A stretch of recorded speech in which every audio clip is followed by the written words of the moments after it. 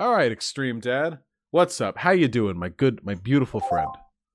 I'm good. I'm good. How about you? I'm doing pretty wonderfully. Just having a nice night. We're talking about our Five Nights at Freddy's fanfics. You know how it be. Yeah. So you said, and I'm paraphrasing a little bit here. You said that you were banned from Faraday's and Pig Puncher's servers for being polite and telling the truth. What Indeed. what truth were you telling? Out of curiosity. Well, I mean that's really not clever hyperbole. I mean, I was incredibly polite and extremely giving to these people and the arguments that they would make, but I was just telling the truth about life. I mean, the realities. These people tend to be individuals who haven't experienced life, who haven't been out in the real world and really done anything. And they're in here telling me and criticizing me for my beliefs when all that I'm doing is telling them the truth about how life actually is. Yeah. I mean, I love truth. What truth specifically, though? Because there are Well, some truths about life. For example, the average height of an American male is 5'8" and then there are some things that people like to pass off as truths when really they're just opinions. Like this is the meaning of life, or if you want this, you got to do this. Those don't really tend to be truths. They tend to be opinions. well, when people like one thing like with Pig Puncher server, just because it happened like yesterday, so it's fresh in my mind.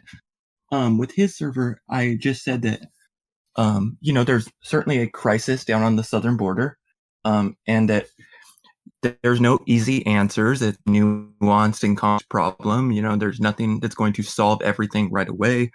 It's going to be a crisis continuing on, but a wall is a good place to start. A wall is a barrier between us and them. It dissuades people from coming, and that is going to stop some people. Okay, let's back up a little bit here. So, nothing that you just described is a truth. Because uh, everything that you just described hinges upon somebody's values, and I imagine the people in Pig Puncher's servers have very different values than you. So if your goal I is don't to keep any number of Mexicans or Latin Americans out of this country at any expense using any methods, then yes, it is a truth that building that wall would probably help.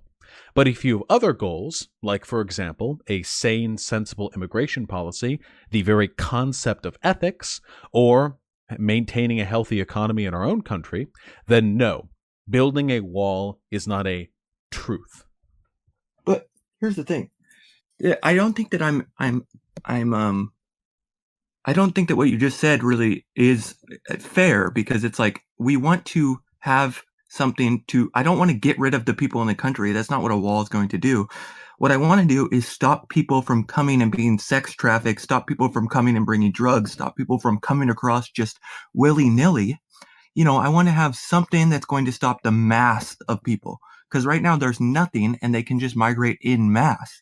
A barrier is going to allow us to stop the mass of people coming, and it's going to cut back on sex trafficking that's happening.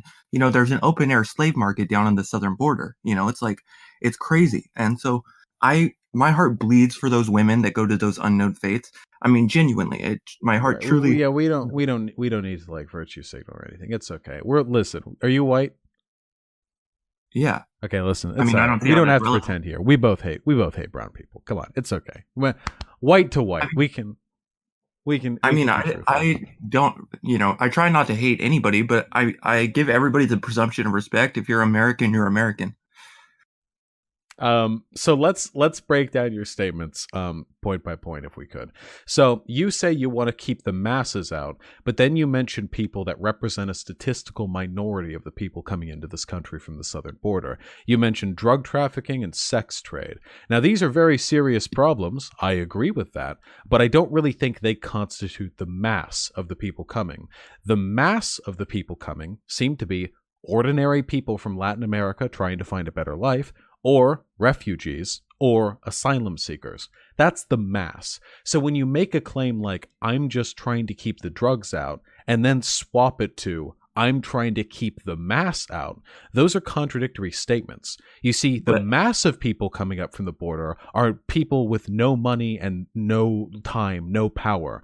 The people who are sex trafficking and bringing drugs up are the exact kinds of people who would have the money and positions of influence to send people in through ports of entry, through air, or any other number of ways that you can get illicit things into this country. So if your goal is to stop the bad ones, building a wall isn't going to do it. Which is why I said we'll build the wall to stop mass of people. We'll stop the large majority of people with the wall. Not everybody will be stopped by the wall.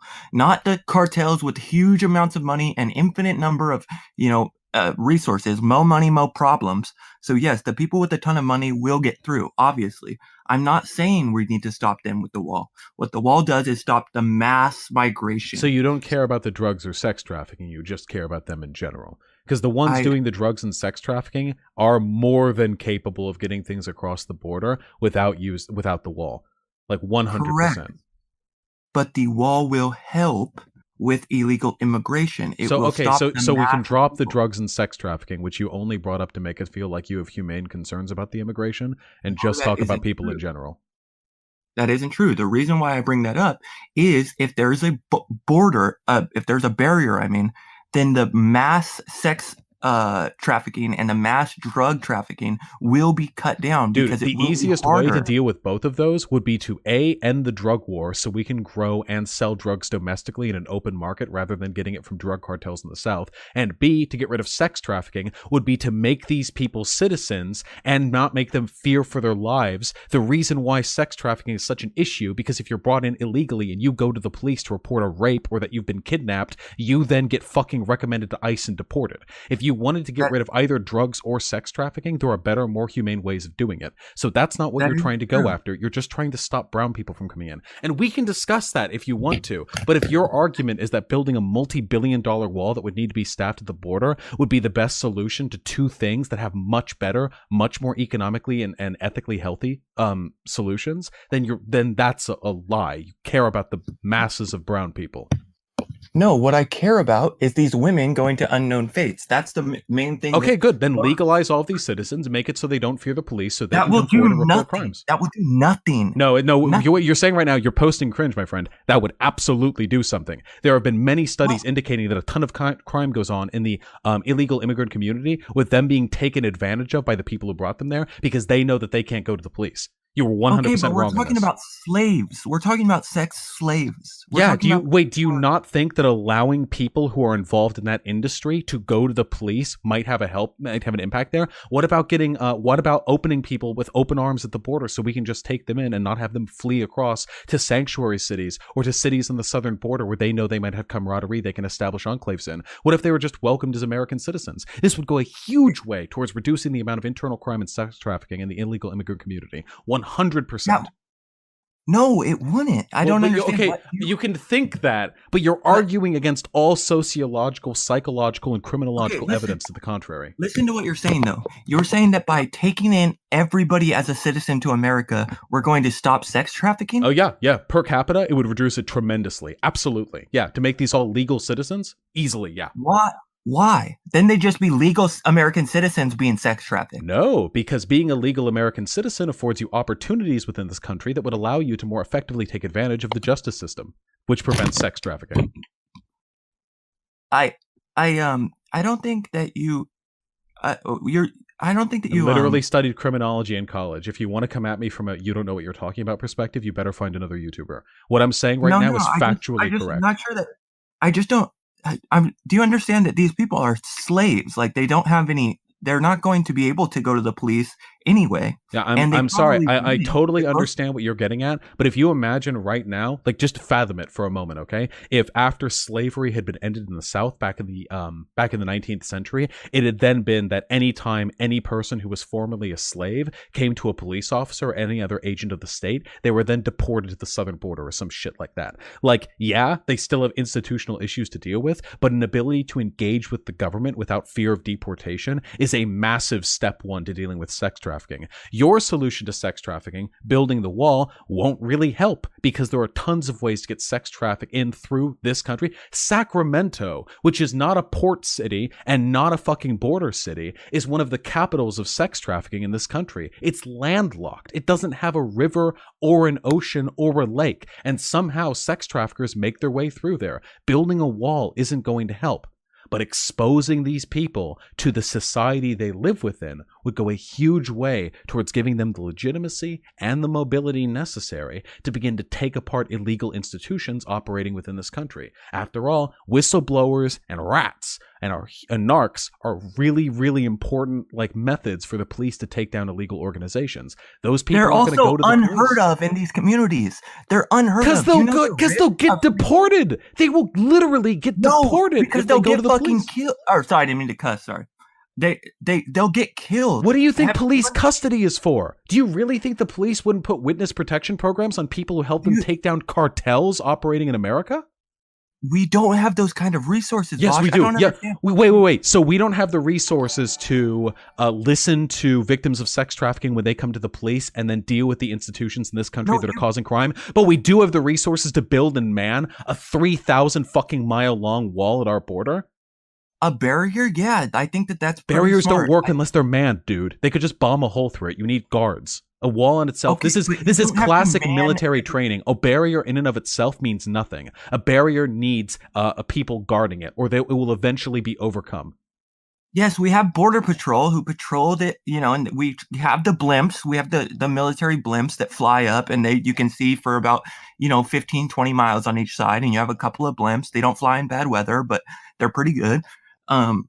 It's just I don't understand you. So instead, you think that instead of building a barrier, we should spend money on accepting everybody as citizens and legalizing drugs? That's your solution? Yeah, unironically, yes. And if you agree with the data, you agree with my solution. There is no data to suggest that building a wall is going to address either of the problems that you've suggested, whereas the decriminalization of sex work in this country and in countries in Europe has been proven to make those industries less rampant with abuse and reduce sex trafficking. So that's just a fact on the books that I can cite. And it has been proven that it is through the punitive drug policies in this country that the cartels in Mexico and south of them have gotten so much power. So yes, if you're a fan of facts and logic, then yes, you have to concede to my points. Okay, well, the data for the sex thing, it might be that sex works or whatever when they legalized it, the numbers went down. That doesn't necessarily mean that sex trafficking, illegal sex slaves would have any sort of positive impact from that. I highly doubt it. Wait. What do you mean? I said sex trafficking went down. I would consider that to be a positive on the part of the people who are being sex trafficked. As in, those things went down less often when these organizations had to work in the exposure of sunlight. I'm saying that you're not going to have people rampantly snitching. I don't know what you... Okay, well, I'm sorry. You can feel that way. But again, there have been analogous situations which have happened in other countries and in this country, and they have led to exactly the outcomes that I am describing. It even makes sense on an intuitive level. If sex slave escape, she can now go to police to report crime and see protection rather than be deported and never see her children again. It makes sense from an intuitive perspective. It makes sense from a data perspective. First of all, from an intuitive perspective, so where do you live at, just generally? I mean, I live in California, Northern California. You do? So you have some experience with the California gangs and whatnot. You know how life is. I lived in Los Angeles for 22 years. If you really want to talk about gang violence, you better be ready to bust out a fucking sociological textbook, okay? Because I'm not going to hear you talk about comparisons, willy-nilly comparisons between Los Angeles gangs and fucking border gangs. Listen, I did 5 years in prison, so I mean, I understand gangs a little bit. Okay. But do you think that just being in a gang makes you a sociological expert on the subject of gang criminality? No, I think that I understand gangs a little bit. That's why I said I understand gangs a little bit. All right. Well, you know what? I've never been in a gang, so I'm here to learn. I haven't been in a gang either. What I have been is in prison. So the point is that, again, I was just saying that I'm not trying to use this as a oh, God. I didn't mean to cuss. I'm not trying to use this as some sort of credibility or credentials. What I'm saying is, from personal experience, my experience in prisons is that you don't have snitches. People understand the negative consequences of snitching, and they weigh those against the positive consequences of snitching. Okay, So you're generally, like, when I make policy decisions to influence the lives of hundreds of millions of people, I go on meta-analyses of data collected from analogous incidents, not from like, oh yeah, people wouldn't snitch. Like, I'm really sorry. I'm sorry. I'm data driven on this. If you don't like the data, that's fine, and you can feel it's bad. But the data completely argues against your point here, almost unequivocally. The data, you have data that shows that we're going to increase the level of life, like the life expectancy or the general happiness of fucking sex slaves. Yeah. Oh, yes. There have been countries that have decriminalized or legalized sex work and prostitution, and as a result, there has been substantially less sex trafficking, and there has been a generally higher level of reported satisfaction within those industries and a lower level of abuse. Yes, 100%. Well, Personally, I don't know how they would measure that data, but I'm just from an intuitive standpoint, like we were saying, the reason why it goes down is because now it's legal. Okay, but the sex slaves are still sex slaves, and that's wrong to me. Wait, whoa. What the fuck does that have to do? No, there are sex slaves even in those countries that I just described. Even in countries where sex work is legalized, sex slaves continue to exist, yes. Right. That feels wrong to me, and I don't think that by legalizing it, we're doing anybody any sort of justice. No, we are, because by legalizing it, we reduce the amount of sex slavery. Because now they're just legal. No, because they're not sex slaves. When I say reduce the amount of sex... Wait. Do you think that sex slavery is a crime because it's sex work? It's a crime because it's slavery. When I say reduce the number of sex... when I say reduce the number of sex slaves, do you think I mean they're still sex slaves, but now the sex part is legal? Or do you think I mean the number of people who have been freed from slavery and allowed to be autonomous citizens free from force or threat of violence? Those people now, there are more of them. Why is legalizing sex slavery going to make the people who own the sex slaves set them free? It's not about legalizing sex slavery. It's about decriminalizing the environments they work within so they have the ability to go to police. Same as the prostitutes in fucking Europe. Same as the sex slaves that come here from the border. In both instances, people who want to flee or give information can't, because if they go to the police, they're arrested and deported regardless of what they have to say. These are completely analogous situations. Vaush, hear me out. If we legalize if we legalize sex work here, if we legalize prostitution, or if we decriminalize it or whatever, we're going to create a vacuum, and they're going to need more sex slaves, and they're going to bring up more people, and more people will suffer. Okay, that's a great feeling you got. The data literally, like, you're just like, if we, I'll do the same thing. My data says intuitively, if you build a wall, it'll double the number of Mexicans coming in. I mean, fuck data. If we can just say that more bad things will happen if the policy I don't like gets pushed. Like, I'm sorry, the data disagrees with you. I suggest you reevaluate your position on this issue, because your position on it is based 100% in feelings. You literally just said like, oh, well, I feel like it'll actually make everything worse. Like, I don't know what to say in response to that. Well, I just don't understand where you think that we could, by legalizing sex work, we're going to get these people freed. Not legalizing sex work, not deporting these immigrants. That's the example we're using. So if we don't deport them, again, how is this going to free them though? How are they going to what do you mean? How's this going to free them? Because now they can go to the police, and the police will then put them into protective custody and take down the organizations that are enslaving them. This is how you deal with sex slavery. People escape, or people who aren't slaves themselves but are sympathetic to the slaves hear about this or involve themselves in it in some way. They report it to the police begin an investigation, during which they may take some witnesses into protective custody, and then, with the assistance usually of the FBI, they take down that organization, they free the slaves, and they arrest the people who need to be arrested. Now, one of two things can happen in this instance. In one instance, these people are not under threat of being deported, meaning that they have the freedom to go to the police whenever they want, and in another instance, they will be deported if they do, meaning that they have every reason to fear the police just as much as they're slavers. In the former instance, more sex slavery will be stopped. Okay, but have you ever heard the term snitches get stitches? Like, Okay, no, I haven't heard that term. Please explain to me how the cute term you've heard in the past that I've never heard, by the way, defeats the concept of data. Please. Do you realize how ridiculous you sound? Wait, here's mine. Build bridges, not walls. There you go. Now you can't build a wall at the southern border.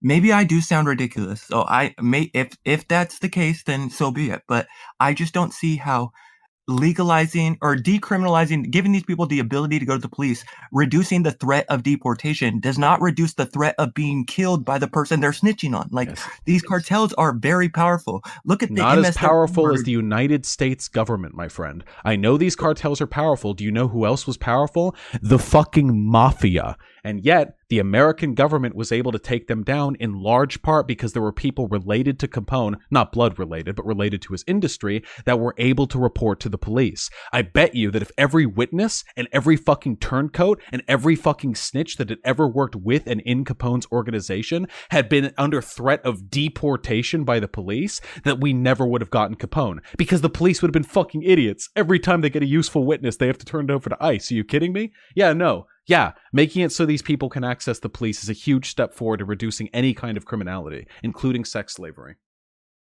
Okay, so now, so what? Okay,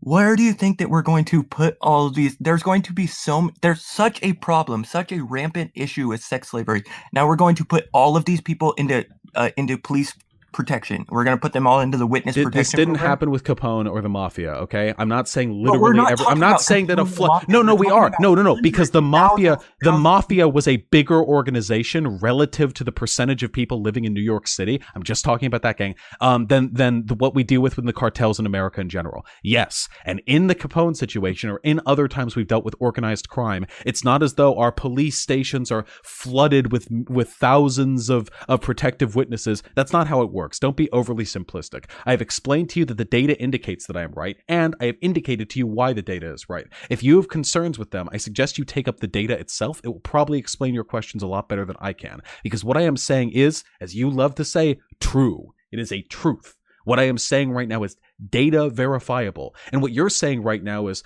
well, what about this, though? Like, I don't know. I wasn't there. I didn't write the studies. I know what the data says, and I know why it says what it says. What does the data say? What data are we talking about here? Just out of curiosity, I just don't understand how you're so resolute in your decisions here.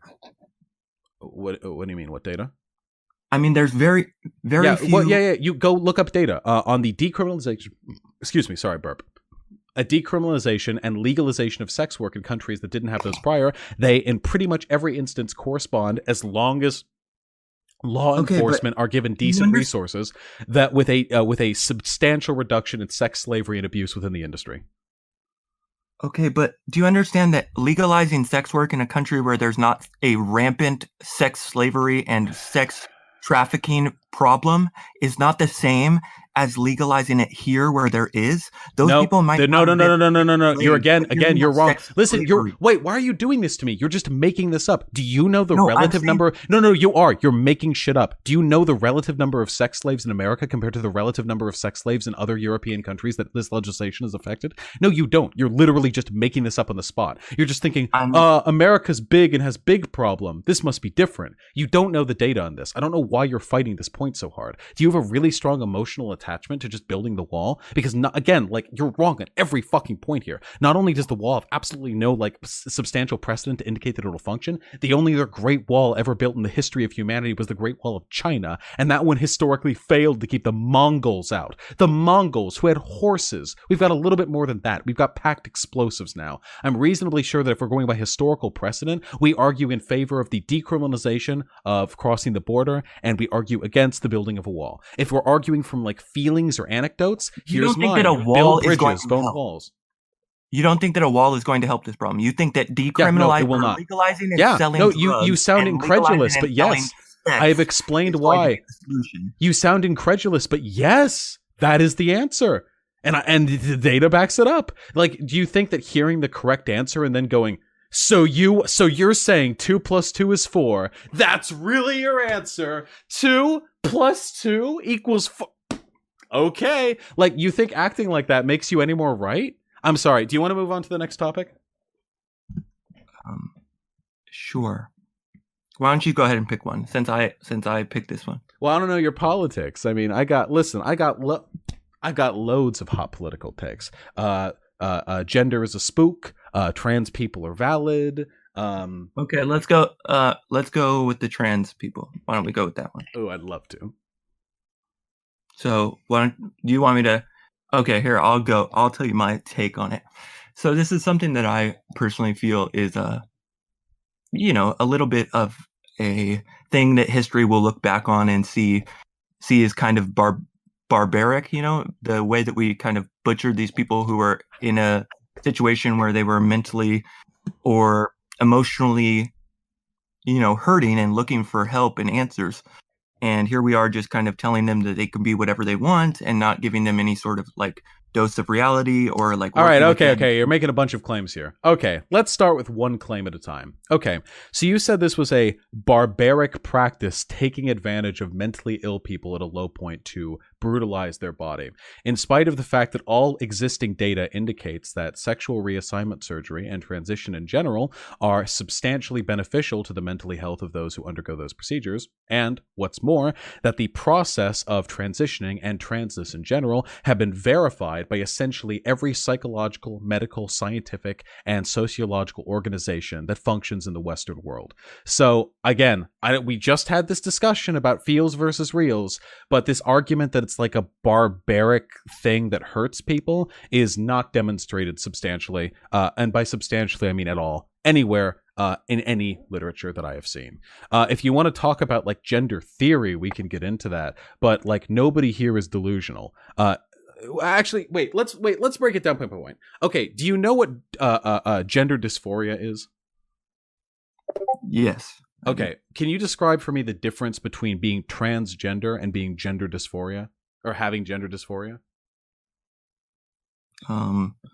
Being transgender and having gender dysphoria. Gender dysphoria means that you are uncomfortable with the sex that you were assigned at birth, and being transgender is the same thing. I think that transgender and gender dysphoria go hand in hand. Okay. You went farther than I expected. So gender dysphoria is completely what you describe. It's like a deep physiological discomfort with your sort of sexual characteristics. But being transgender just means that you identify as a gender other than that which you were assigned at birth. So I could, for example, identify as a woman. I don't, for what it's worth, but I could. And if I was sincere in that belief, that would make me a woman. But I could be a woman who's completely comfortable looking the way I do now. Big beard, large hairy body, giant dick. And I could be that person and I would still be trans, but I would not experience that gender dysphoria. Normally when we think of trans people, we think of people with gender dysphoria who like they want to get like the full surgeries and stuff, but there's a pretty broad range. I mean, here the thing is that when I talk about, I don't think you have a ton of data one way or the other. I think that it's kind of a newly evolved thing. And I think that if you go and you actually look at places like Tumblr. Oh, actually, I have a really good topic. If you... Well, wait, data on what? You said, I don't have much data, but what do I not have data on? I think that transgender data is kind of coming out right now. I think that we're in a new medical field. But like for what question? What question is being studied in this data? Whether it's good or bad. I think that we don't really have... Wait. Data doesn't describe whether or not things are good or bad. That's a philosophical question. What do you mean by good or bad? I mean that whether or not it's damaging to them or helping them. Okay, wait, what specifically? The gender dysphoria?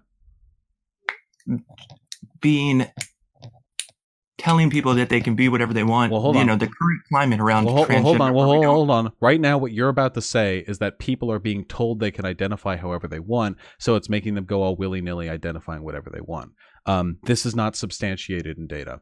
People who are trans seem to be trans. It's like being gay. Okay, listen. Mm-hmm. Here's the thing. It's a free country. You can do whatever the fuck you want. Do whatever the fuck you want. It's like... No, I'm just saying, I'm not switching arguments. I'm saying that people who are transgender, there's two, in my personal opinion, my feelings towards the subject are that there's two types of transgender individuals. One who have gender, who want to understand, the people who understand that they're not going to be a woman by getting this surgery. They're just going to look like a woman. They'd feel more comfortable. They'd have a happier life. Then there are people who truly believe that they are going to be transformed into a woman and they're going to actually be this other gender. And, everybody has to treat them that way and that they actually are that gender. Okay, so that was a lot of things that you just lumped in there. For one, gender is a means of identification. That's why we use the term gender identity. We don't use the term sexual identity to refer to one's sexual organs because that's a biological thing. We use gender identity because people's identified gender is their gender.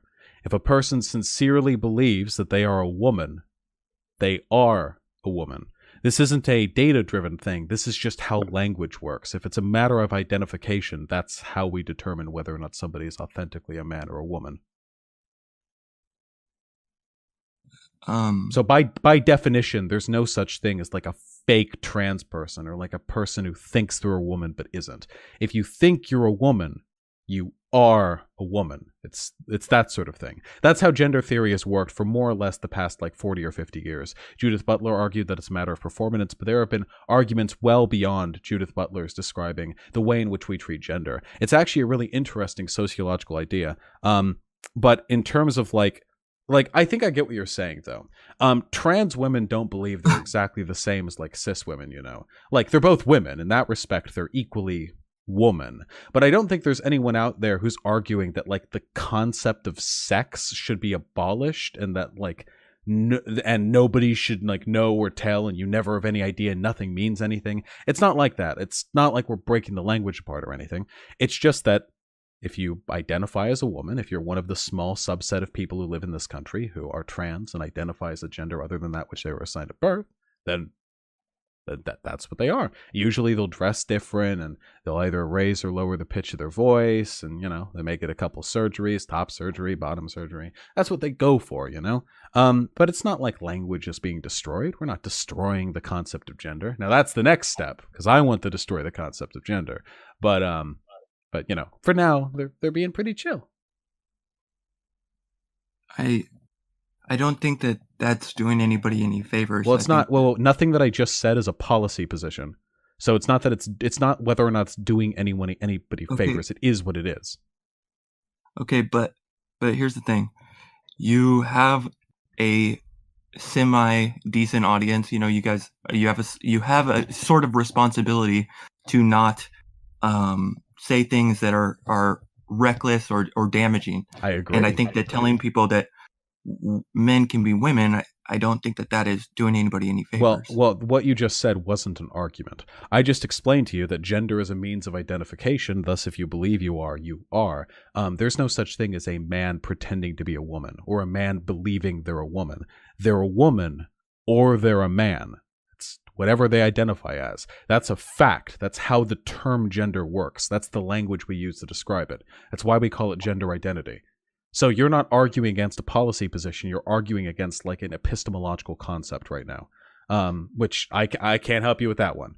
Now, if you want to argue that like we should shame or shun these people for who they are, or that we should tell them that they're not valid, that they're mentally ill, that they're disgusting, then I would argue, as a classical liberal, that I value individual freedoms very highly, and I don't think people should be shamed or bullied just for who they are.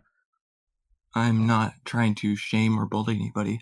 I'm trying to say that we should try to treat these people with the best possible solutions, and I don't think that telling them that they can be whatever they want. Well, hold on. Again, no. Again, we're not telling them anything. You're arguing against an epistemological concept here. That's the concept of gender. Nobody decided it was that way. We constructed gender as an idea to orient around identity. So we're not telling anyone they can be whatever they want to be. That's just what it is. You literally are right now. No. I'm telling a truth, my friend. You're lying. You're lying against what the concept of gender means. Well, I guess that's one opinion on it. Well, no, that's what it is. Gender identity. And it's got plenty of research and theory if you want to get into it, but that's what gender is. It's a social construct. Well, I mean, here's the thing. These people that you talk to online, your audience is one day going to go out and, live in the real world and experience We're things. all in And the real world right now. There are yes, people in I my understand. I'm audience not who are trying a to, wide variety of ages. but And some people, yes, but some people are going to be impressionable. Some people are probably very young, haven't, done a lot. And those people wait, who listen to you and think that here's my question to you. Wait, really quickly. Do you feel the same way about gay people? Do you think it's like destructive and harmful to tell people that they can, like, if they're a man, they can like love a man? no, I don't care. Wait, why not? Personally. Wait, why I'm not? saying anything is Gay people destructive and have a harmful. higher level of self-harm and suicide than straight people do. So don't you think it's a little bit irresponsible for public, like, people like me to go on here and say, like, yeah, being gay is okay. It's okay to be into dudes if you're a dude. First of all, that's not what I'm saying whatsoever. I'm not trying to make the why? argument Wait, what's the difference? because the difference is that I'm not saying that anybody is, should be shamed or bullied You or just anything is told me that damaging it's or harmful. I'm irresponsible. telling You just told me it's yeah, irresponsible of me. Yeah, that's what. not them, Me. Yeah, me right here. You not just told them, me it's you, You just told me it's irresponsible of me to tell people that they can be a woman if they're a man or whatever, because it's yes, going to harm them when they go irresponsible in of the real you. world. Yeah. So right. Yes, that's what I'm saying. Of me. So isn't it also irresponsible of me to say that they can be gay? Because gay people also have a higher level of self-harm and suicide. Wouldn't that mean that by telling them that they can love a dude if they're a dude, or they can love a girl if they're a girl, wouldn't that also, me telling them that, would that not also be irresponsible of me? No, I don't think that there's the same. It's a different situation. And How I don't so? think that they're in any way comparable. No, they're 100% comparable. People used to think that men and women were naturally attracted to one another, and anyone who felt otherwise was mentally ill, and they needed to be medicalized and dealt with. Right now, we feel the exact same way about trans people. But the thing is there's no scientific or you're not trying to break any laws of biology when you talk about whoa, okay, hold on. Whoa, you just said some real dumb shit. So for one, this doesn't have anything to do with science. The existence of gay people isn't like a scientific data-driven thing. They just are, and they but the existence no, of gender. no, hold on. No. And gender, also, as a social construct, is just something that exists. It's not something that there's like data on to determine what is or is not the right social construct. So, for one, those are identical. For two, nothing that trans people say or do or believe in or practice goes against biology, which is the reason why medical institutions support transness as a concept. They validate its existence. All of them. I have a list of them if you'd like me to bring them up. The American Society of Pediatricians, the American Society of Orthopedic Pediatrics, the American Medical Association, the National Health Service in England, the World Health Service, the United Nations. All of these incredibly prestigious organizations recognize the existence and validity of trans people. So it's a little bit weird for you to say they're violating biology as a concept when like every biology organization is like, yep, trans people are real. Do you think you might not have a full grasp of the subject? Of course I don't have a full grasp of the subject. I don't claim to, but what I do have is a grasp on reality, and I know that a man can never be a woman. See, okay, well, again, no, you just said dumb shit again. You need to stop posting cringe. So I don't know how you no, hold on, no, bud. Because you can't keep like looking at data and then going, well, but I know how it really works. So we should stop with that. I'm not looking at data. I'm listening to you. It's funny. It's funny to me. It's funny to me that you came in here saying you'd like to drop truth when you're arguing against the concept of truth. Like the way we discover truth in a scientific way is through the scientific method, which produces data. And you're looking at that data, or you're hearing about it, I should say, and you're saying, well, actually, no, I feel this way. So it's weird that you would come at me with this idea of truth when that's kind of your like modus operandi in this discussion. But in terms of man cannot be a woman, what do you think it means to be a man? I think that you have the chromosomes consistent with being a man, and you're born a man. I mean, okay. Well, what do you think? Okay, do you recognize the difference between sex and gender? I don't think we have to kind of wonder what a man is. Well, hold on. Wait. People have been wondering what a man and woman are for literally millennia. This has been the subject of philosophical discussion, of art. Well, hold on. You posted cringe. People have been wondering that for literally forever. The reason for that is because different cultures in different points of time have had different ideas as to what it means to be a man or a woman. I know you probably don't recognize this difference, but sex and gender are two different things.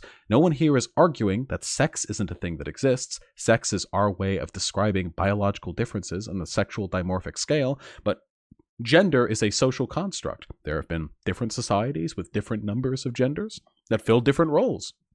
Those have been the subject of discussion for quite some time. I don't think that many scientists would agree with that. I think that we have man and woman nailed down pretty pat. Well, we don't, though. And you just demonstrated to me that we don't. Again, I need you, listen, this isn't a matter of science. No, hold on. This isn't a matter of science. This is a matter of linguistics. The words sex and gender have different meanings in an academic sense and in a sociological sense. Sometimes they're used colloquially as the two because most people who are assigned male at birth, like they're sexed male, are going to identify as a man, and vice versa for women. So normally they're interchangeable, like in common usage, but in academic, theory-driven sense, where the real data and truth goes on, where people really try to figure out what's up, these two things have different definitions. Sex refers to the biological characteristics you're ascribed at birth, genitals, secondary sexual characteristics, bone density, muscle structure, that sort of thing, whereas gender refers to the collection of social sort of concepts that surround those sexual roles. So they're two different things. You can't really change your sex, or at least if you can, not in a total way, you've got chromosomes and stuff, but gender, being a social construct, is much more malleable, arbitrary, and since it's a matter of identity, if you believe you're a woman, you're a woman. But nobody's saying, like, because you believe you have a vagina, you have a vagina. Nobody's saying that. Sorry, can you elaborate on that last bit there? I didn't understand the if you say you're a woman, but if you say you have a vagina, you what was that? You don't necessarily have a vagina, because a woman is something that you identify as. It's a matter of one's identity, whereas a vagina is a biological component of one's body. You can call your penis a vagina if you really want to. You can call anything really. But in terms of what we're defining terms as, nobody believes that you can just change your sexual characteristics as a matter of identity. Nothing here is anti-biological. It's only the identity that can be changed at one's discretion, and that's well within the lines of what's permitted philosophically and linguistically. You really like to say that whole philosophical linguistic. It's like you think that by talking about the nature of words, you can kind of get away with a little bit more, but I don't think that that's really very fair of you. I think that you think that you're very smart, and you think that by talking fast and kind of throwing in some big words, you could trick your audience, and I'm sure I'm not tricking anyone. I've been very clear on my points and why my points are what they are and how my points are backed up by data. I'm not trying to trick anyone. The reason why I keep bringing up philosophy and linguistics here is because you keep trying to suggest that identifying as a different gender than the one you were assigned at birth is an anti-science or biologically confused idea, which it's not, because that has nothing to do with biology. Gender is not a biological concept. It is a social concept, meaning that... What does that mean? Gender is not a biological concept. Male and female? No, that's sex. Here, let me give you an example. Have you ever been to a wedding or a funeral? Yeah. What did you wear? Suit and tie. Yeah. Were there ladies there? Yeah. What do they wear? A majority of them were wearing dresses, I guess. As a Why? bridesmaid, obviously. Because that's tradition. Okay. Why is it tradition for men to wear suits and women to wear dresses? I guess because that's how we've always done it, passed down from generation to generation. I don't know. I'm not a marriage expert. I don't really know. Well, I can tell you. I don't know specifically either. I'm sure at some point some fashion designer crafted the 2-button suit and thought they were hot shit for it, not realizing people would have to buy it for centuries afterwards. But I can tell you, The idea that men should wear suits and women dresses is a social construct. It's not biological. There's nothing like rooted in our DNA that makes it optimal for one to wear the other. It's not like we find like primitive humans in nature and the male humans are like making tie out of leaf bark and the female humans are making like skirt like waifs with moss. No, it's a social construct. It's the same with gender.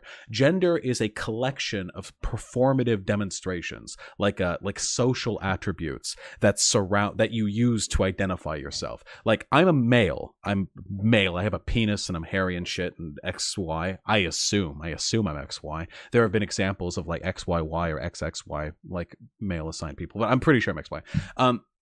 And that's sex. But I wear boxers. I wear t-shirts. I guess I was about to say I don't grow my hair out long, but I don't wear makeup. I choose to keep my beard grown. I wear deliberately masculine clothing styles and hairstyles. I trained my voice to be this deep. You know, I trained myself to speak in this way. I code myself masculine. I act masculine. None of these things are biological. These are all things that society sort of decided. Men acted very differently 300 years ago. Remember like the old Robin Hood tales where the sheriff of Nottingham was like the big boss in town and he was like an effete snob. You know, you'd laugh at him today and call him like a pansy or whatever, but back then that was like the apex of masculinity.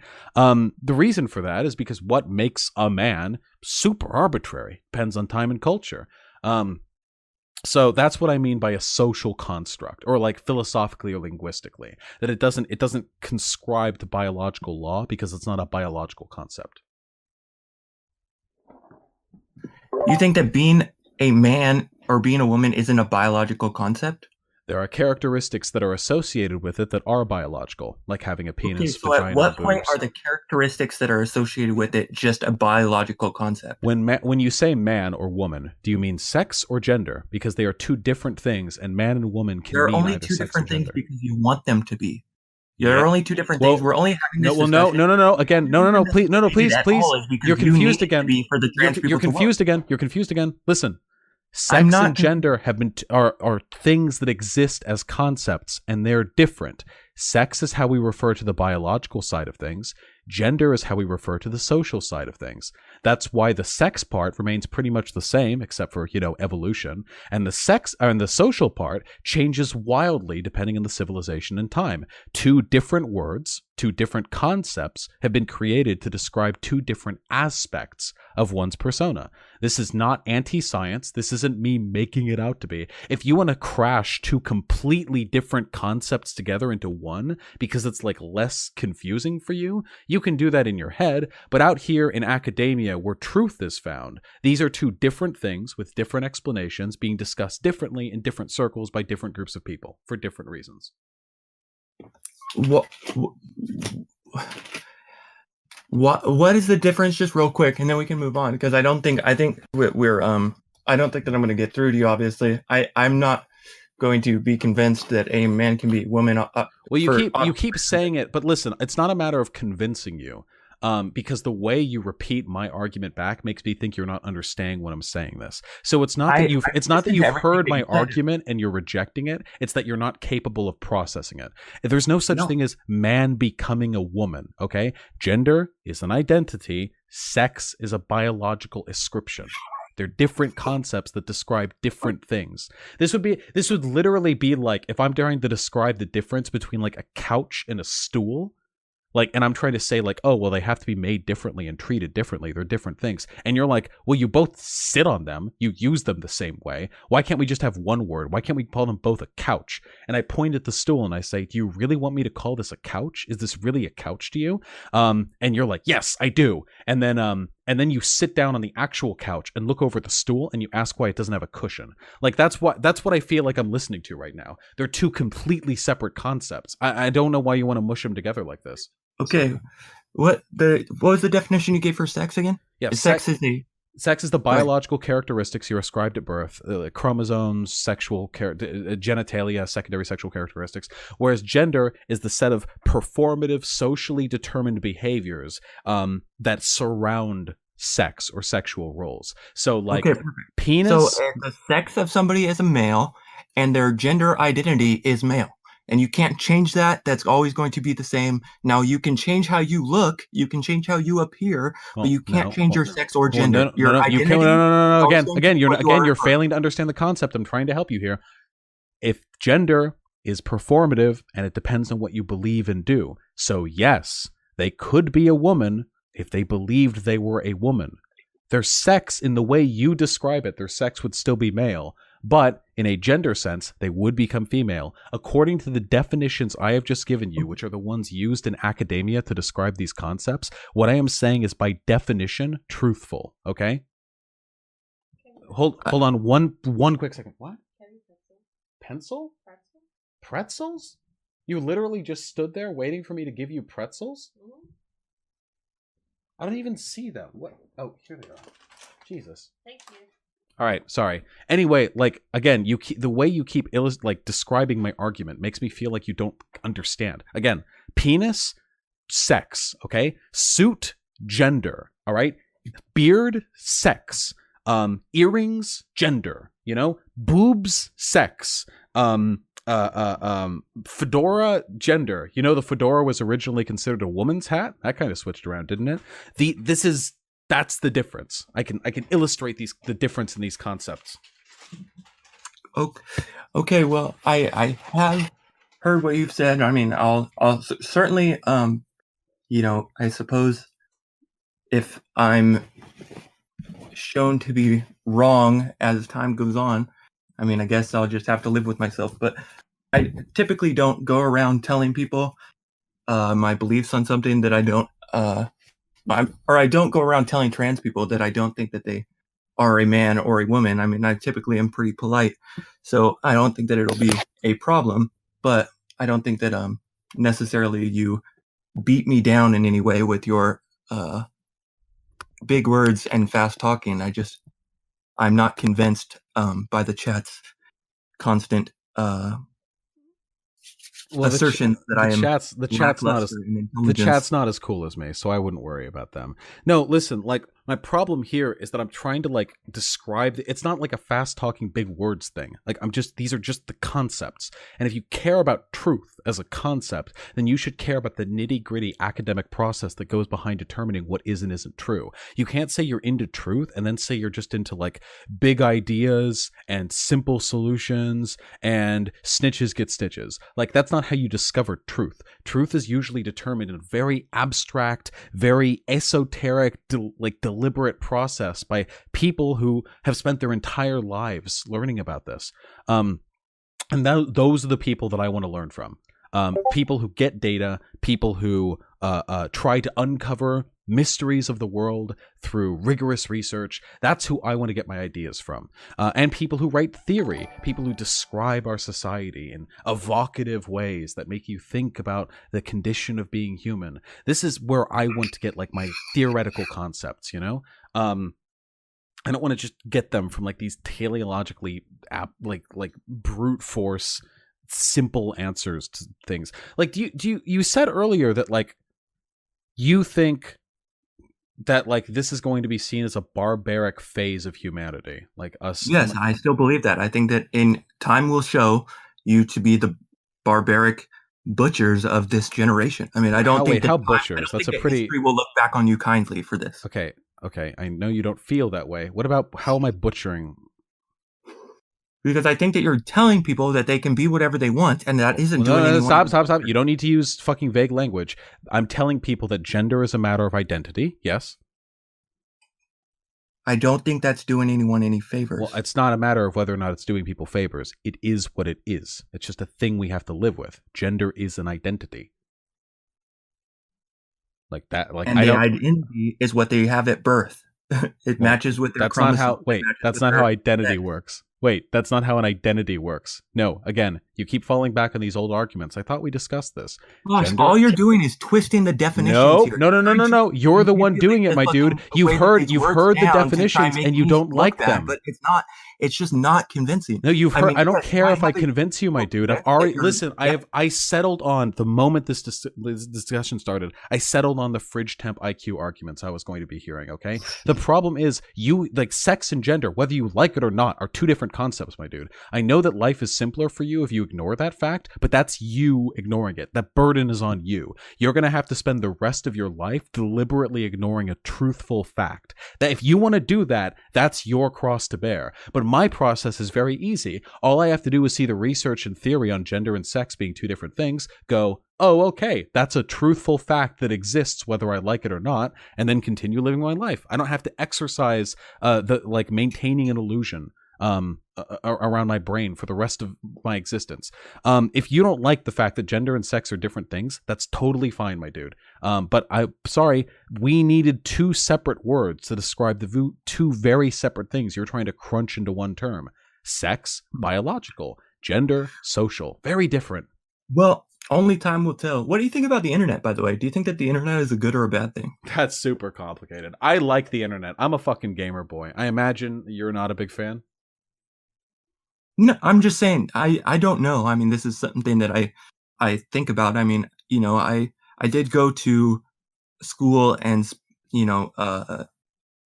I specified in artificial intelligence applications, and it's something that I do struggle with or go back and forth on whether or not the internet is a good or a bad concept. I could be argued either way on it. Like I've made arguments for and against the existence of the internet. I don't know if we probably have very different reasons why we have problems with the internet, though. What problems do you have with the internet? Well, the problems that I have with the internet is I think that it leads to a reduction in the validity and trust of expert opinion, that it can lead to very nasty groups of people creating enclaves where they can reinforce each other's ideas, and probably most poignantly that it leads to an increase in social alienation because people have a predisposition to doing what's easiest, and forming online friends is easier than forming IRL friends, even if it's less satisfying sometimes. So those would be like my main three arguments. I would say those are pretty good. That's pretty much in keeping with what I would say. There's one thing that I haven't put into a clear little sentence, but I would agree with all those. One thing that I would add is the distribution of child pornography, or the corruption of one's sexual desire, I guess. The way that it allows for those enclaves to be formed, those bad ideas to be formed, and that alienation to be formed as far as sexual deviancy is concerned. So like porn? Well, specifically deviant or illegal. What's deviant? Other than your mainstream. Well, wait, where's the line? From the mainstream. Look, I'll get it. Like, I agree child pornography is bad, but if we're going into deviant, like, where's the line? What's bad? Illegal. So just incest, bestiality, and necrophilia and child pornography? Everything else is cool? Yeah, basically. I mean, I guess incest between people who are over the age of 18 and who are both consenting, I guess I don't really personally care, but... All right, I don't think that most people who like get into porn end up going into like necrophilia, bestiality, or child pornography. You don't think that, but there is some people who are corrupted, or there are some, whether it's... I think that the internet is a bad thing for the fact that it causes more people to be victimized, more people to be empowered in their deviant behavior, and more people to suffer at the hands of those deviants because of the internet. That I don't know if at least for certain sites like Tumblr, I don't know if the existence outweighs the bad that it does. If the existence and the good that it does is outweighed by the bad that it does. I think I can find the argument here.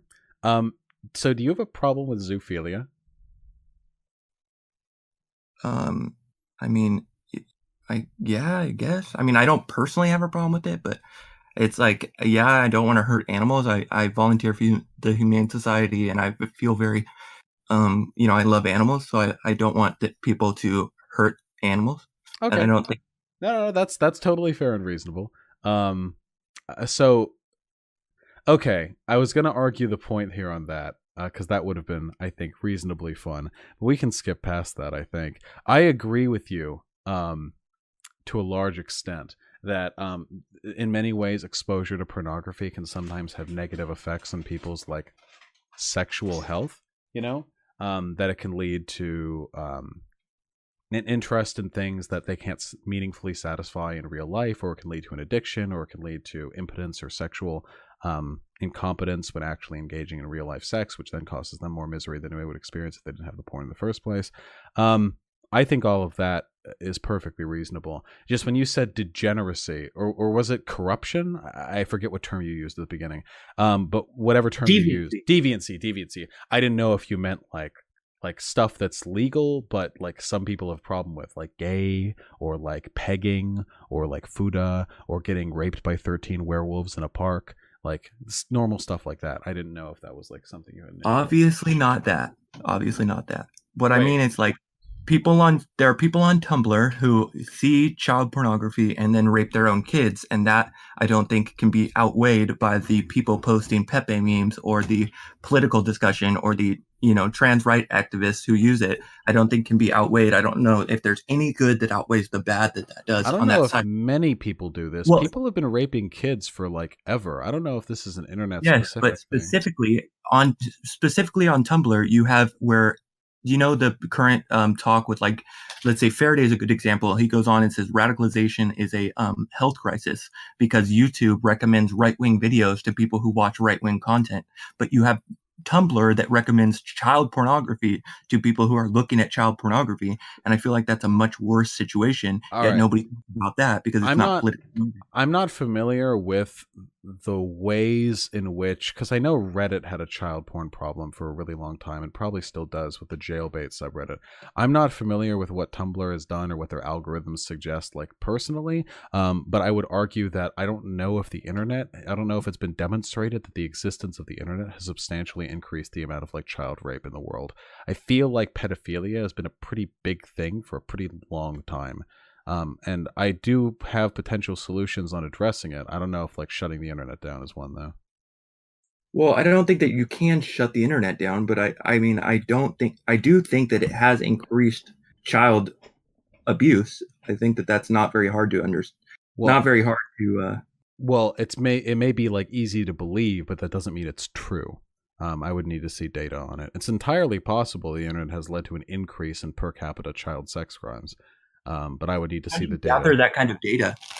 Well, we can gather data on the preponderance of sex crimes over like time, so we can probably do it in regards to like pre-internet, post-internet era.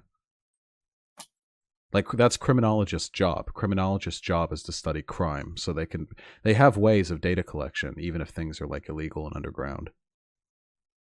And what do you believe those to be, Vaush? I don't know. I'm not a criminologist. Are you saying that the entire field of criminology is bunk? Well, yes, but only because you can't pretend to like truth and then just disagree with experts. If you would let me finish a sentence, you might understand that I'm joking when I say yes, my bad. But only because my ex-girlfriend studies criminology, and she's a dumb hoe. Let me get some fucking water. Just give me a second. Go ahead.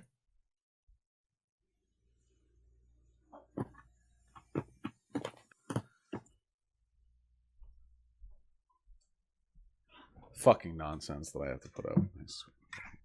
No, my girlfriend, she's a Okay, I'm back. Did you radicalize my audience while I was gone? Yes. No, my girlfriend is patently absurd, and she studies criminology, so that's why I think that it's a bunk thing. Wait, so you do think it's bunk? Yes, I'm kidding. Then it wasn't a joke. I'm kidding, obviously, but but is it bunk or not? Because the existence of criminology as a field indicates that you can have like metrics on crime data. Yeah, I'm sure there's some scientific basis for criminology. I was just kidding. Okay, I can never tell. I am incapable of telling. My irony meter broke like the literal fucking moment that I started this channel. It just died along with several. Somebody just said, aren't right-wingers more likely to look up child porn, though? Like, that's so ridiculous. That's such a ridiculous thing to say. No, I think that's actually true. I think I've actually seen that data point, that in traditionally conservative areas, there's actually a higher preponderance of child sex crimes, including the searching of child pornography. Yeah. Oh, okay. That seems real. Yeah. Like, it just seems like conservatives just like fucking kids more. It makes sense to me, because conservatives have a tendency to fetishize hierarchy, and like power dynamics, because like conservatives are all about maintaining that hierarchy. People ought to know where they belong. So it makes sense to me that they would be the ones to have like a disproportionate interest in like fucking children who can't say no. Oh, you're not kidding. You believe that? What? No, of course I'm not kidding. No, I've seen data to suggest that. Yeah. I know you've probably read like a bunch of things that all like trans or gay people are pedophiles or whatever, but that isn't really substantiated. You always do this thing where you try and demonize me, but I don't think that, at least I'm unconvinced. So I don't know if you. What does that mean? I'm not trying to convince you. I'm not trying to convince you. That's never my goal when I have these discussions. My goal is to indicate to the audience the supremacy of some positions over others. So when I explain to you like theory or like data on a subject and you respond with, well, I disagree, like, that's fine and you're free to, but I'm still getting across the message that I want to. That's like my goal there. So like, yeah, data does indicate, to my knowledge, I could be wrong, but the data that I have seen does indicate that, yeah, child sex abuse does tend to happen more commonly in conservative circles. And it totally makes sense to me. It makes sense to me on an intuitive level too. It makes sense to you on an intuitive level. What is that? In addition to a data level. Like, it makes sense to me just thinking about it. But then the data also pans out. So the data pans out for right-wingers being more interested in child pornography. To my knowledge, yes. Again, I could be wrong. I don't like have omniscient knowledge of all data at all times. But from what I've seen in the past, yes, I believe so. And you're not just trying to demonize right-wingers. Oh, no. Oh, yeah, totally. No, I hate right-wingers. I want all of you gone. But I'm not saying it to lie. I mean, I can be truthful in my statement and also try to demonize right-wingers. Your concepts of truth here are very, very abstract. No, they're not. It's data. I mean, that's when you say that you want us all gone, what does that mean? I mean, I want right-wing thought as a concept to be obliterated. That I would lead to a substantial increase in the amount of happiness in this world. So yeah, I want it to be gone. I don't. If that means convincing people, that's what I do on my stream. If it means like, I don't know, going over to the Middle East and like killing ISIS or ISIL fighters because they represent like an extreme right-wing threat in that region, like that's also a good way of doing it. There's lots of ways. Are you suggesting we wage war on right-wingers? I would never suggest that. I'm very against political violence on this channel. Well, and yet here we are. Here we are where? I mean, here we are talking about obliterating right-wing thought. I don't think that you're going to do that with nice words. Oh, well, no, you can. I've converted plenty of conservatives over to... I was about to say my cause. That sounds a little bit self-important. It's not my cause. It's just a different way of thinking that I think conforms more closely to what truthful thought is. Well, I mean, I don't necessarily think... So when you say... Would you say that there's been... that all of the terrorist acts have been committed by right-wingers or whatever that ridiculous data point is? Well, the majority of them, not all of them. But it's not a ridiculous data point. It's true. I don't know why you say it's ridiculous. It's just a factual statement. The vast majority, in fact, a plurality of terror attacks, deaths that have happened in this country over a past given length of time have been a product of... Okay, but you're including Islamic terror in that, right? Yeah, but it's domestic terrorism. So that. But you're including Islamic terror in that. Yes, right? Yes. Okay, so Islamic terror is lumped in to the right-wing bin, no, right? The charts that I have seen have shown Islamic terror being a distinct category. It's usually shown as right-wing, left-wing, ecological, and Islamic. That's usually what I see. Ecological, like eco-terrorists, they're almost negligent these days. Same with left. Islamicists are doing a little bit more, and then the right-wingers take up the vast majority of the pipe. No, that is untrue. That is untrue. What you just said is untrue. Oh, if you have a contrary data point, then I'm happy to look at it. No, but you don't understand. The study that you're referencing There have been multiple studies. includes right-wing terror includes Islamic terror in right-wing. So I those have seen Islamic multiple terror, studies, but if there is a study that does so, I would still argue. I mean, Islamic terror is obviously conservative, so yeah, I would easily lump that in together. But you think that Islamic terror is the same as American right-wingers? no, it's not the same as American right wingers, though there are Muslims who are also in the American right wing. But Muslim attacks of terror are usually right leaning. They're usually from conservatives, extreme Orthodox Muslims who believe really extreme shit, like mandatory Sharia law for apostates, or having all your women get all bundled up in shit, or multiple wives. Like that's, it's usually conservative leaning elements of Islamist society that manifests itself in like terror. Well, just so you know, there hasn't been more right-wing terrorist deaths than there have been Islamic terror deaths if you separate them, because the Pulse nightclub shooting has 50 deaths alone. And I don't know, I guess if you're going with... Do you have the data for that? Because I've seen this data, and yes, it's right-wing, non-Islamic conservative deaths that come out on top. I mean, if you want me to ask chat for a link, I'm sure they can provide some. Murder and extremism in the United States in 2018. Let's see, the perpetuators. Hold on. Hope we've got a nice graph for this one. You understand the manipulation of data. This is how you get that number. No.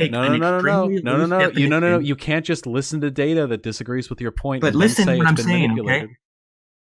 If you put an extremely loose definition on right-wing terror, and you put an extremely rigid definition on everything else, you're going to get more. So, wait, I'm sorry. Have you seen the methodology of these studies, or are you just assuming they're biased against you because they disagree with your conclusion? That's not a very objective, truthful way of thinking, my friend. You're just assuming they're biased because you don't like the answers. No. Well, no. Hold on. Don't lie to me. That is exactly what you did. You heard about data that you didn't like the answers to, so you assumed it was because there was bias in how they codified the statistics. That's exactly what you just did. What I did is I went and I looked at each number that was lumped into this right-wing bin, and I saw that. Have you seen the methodology? You don't know that unless you've seen the methodology. So I would like to see the methodology in front of you before you make that claim.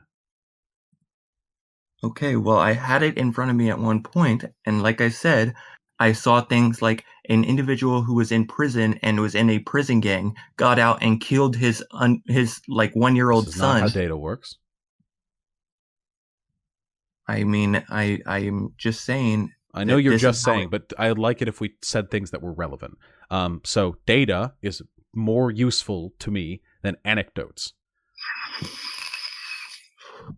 The data, I'm explaining the data right now. You're not explaining the data because you're not familiar with the methodology. You realize familiar with the methodology doesn't just mean you look at like a pie chart and disagree with it. It means you have to actually go through the methodological like survey that they use to obtain the data, the way in which they codified the statistics. I guarantee you haven't done this because you need a degree to do this in a very specific field. That field is sociology, and it's the degree I have.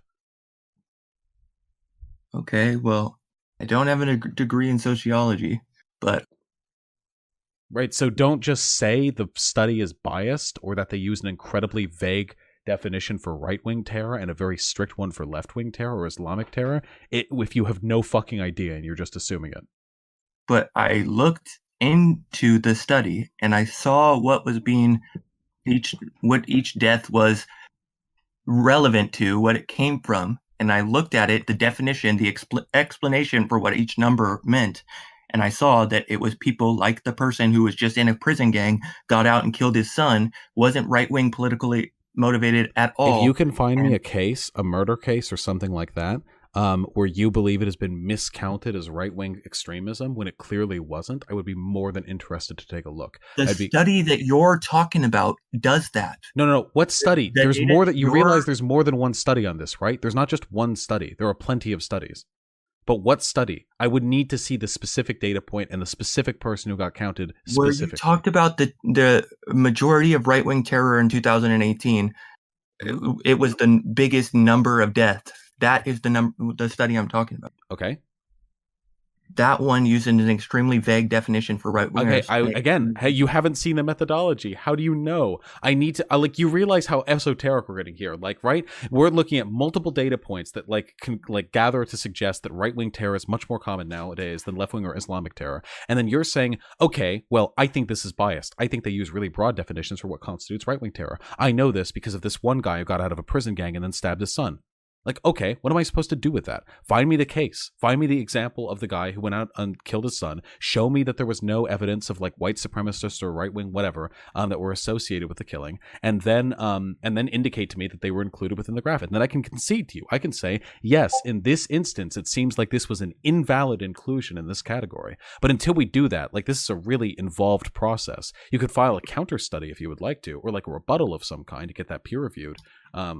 I mean, that would definitely like contribute to the discourse. It did take a while. I've never filed a study myself. I mean, I was debating with this guy, a radical Kiwi, on Pig Puncher stream about something similar. How it doesn't.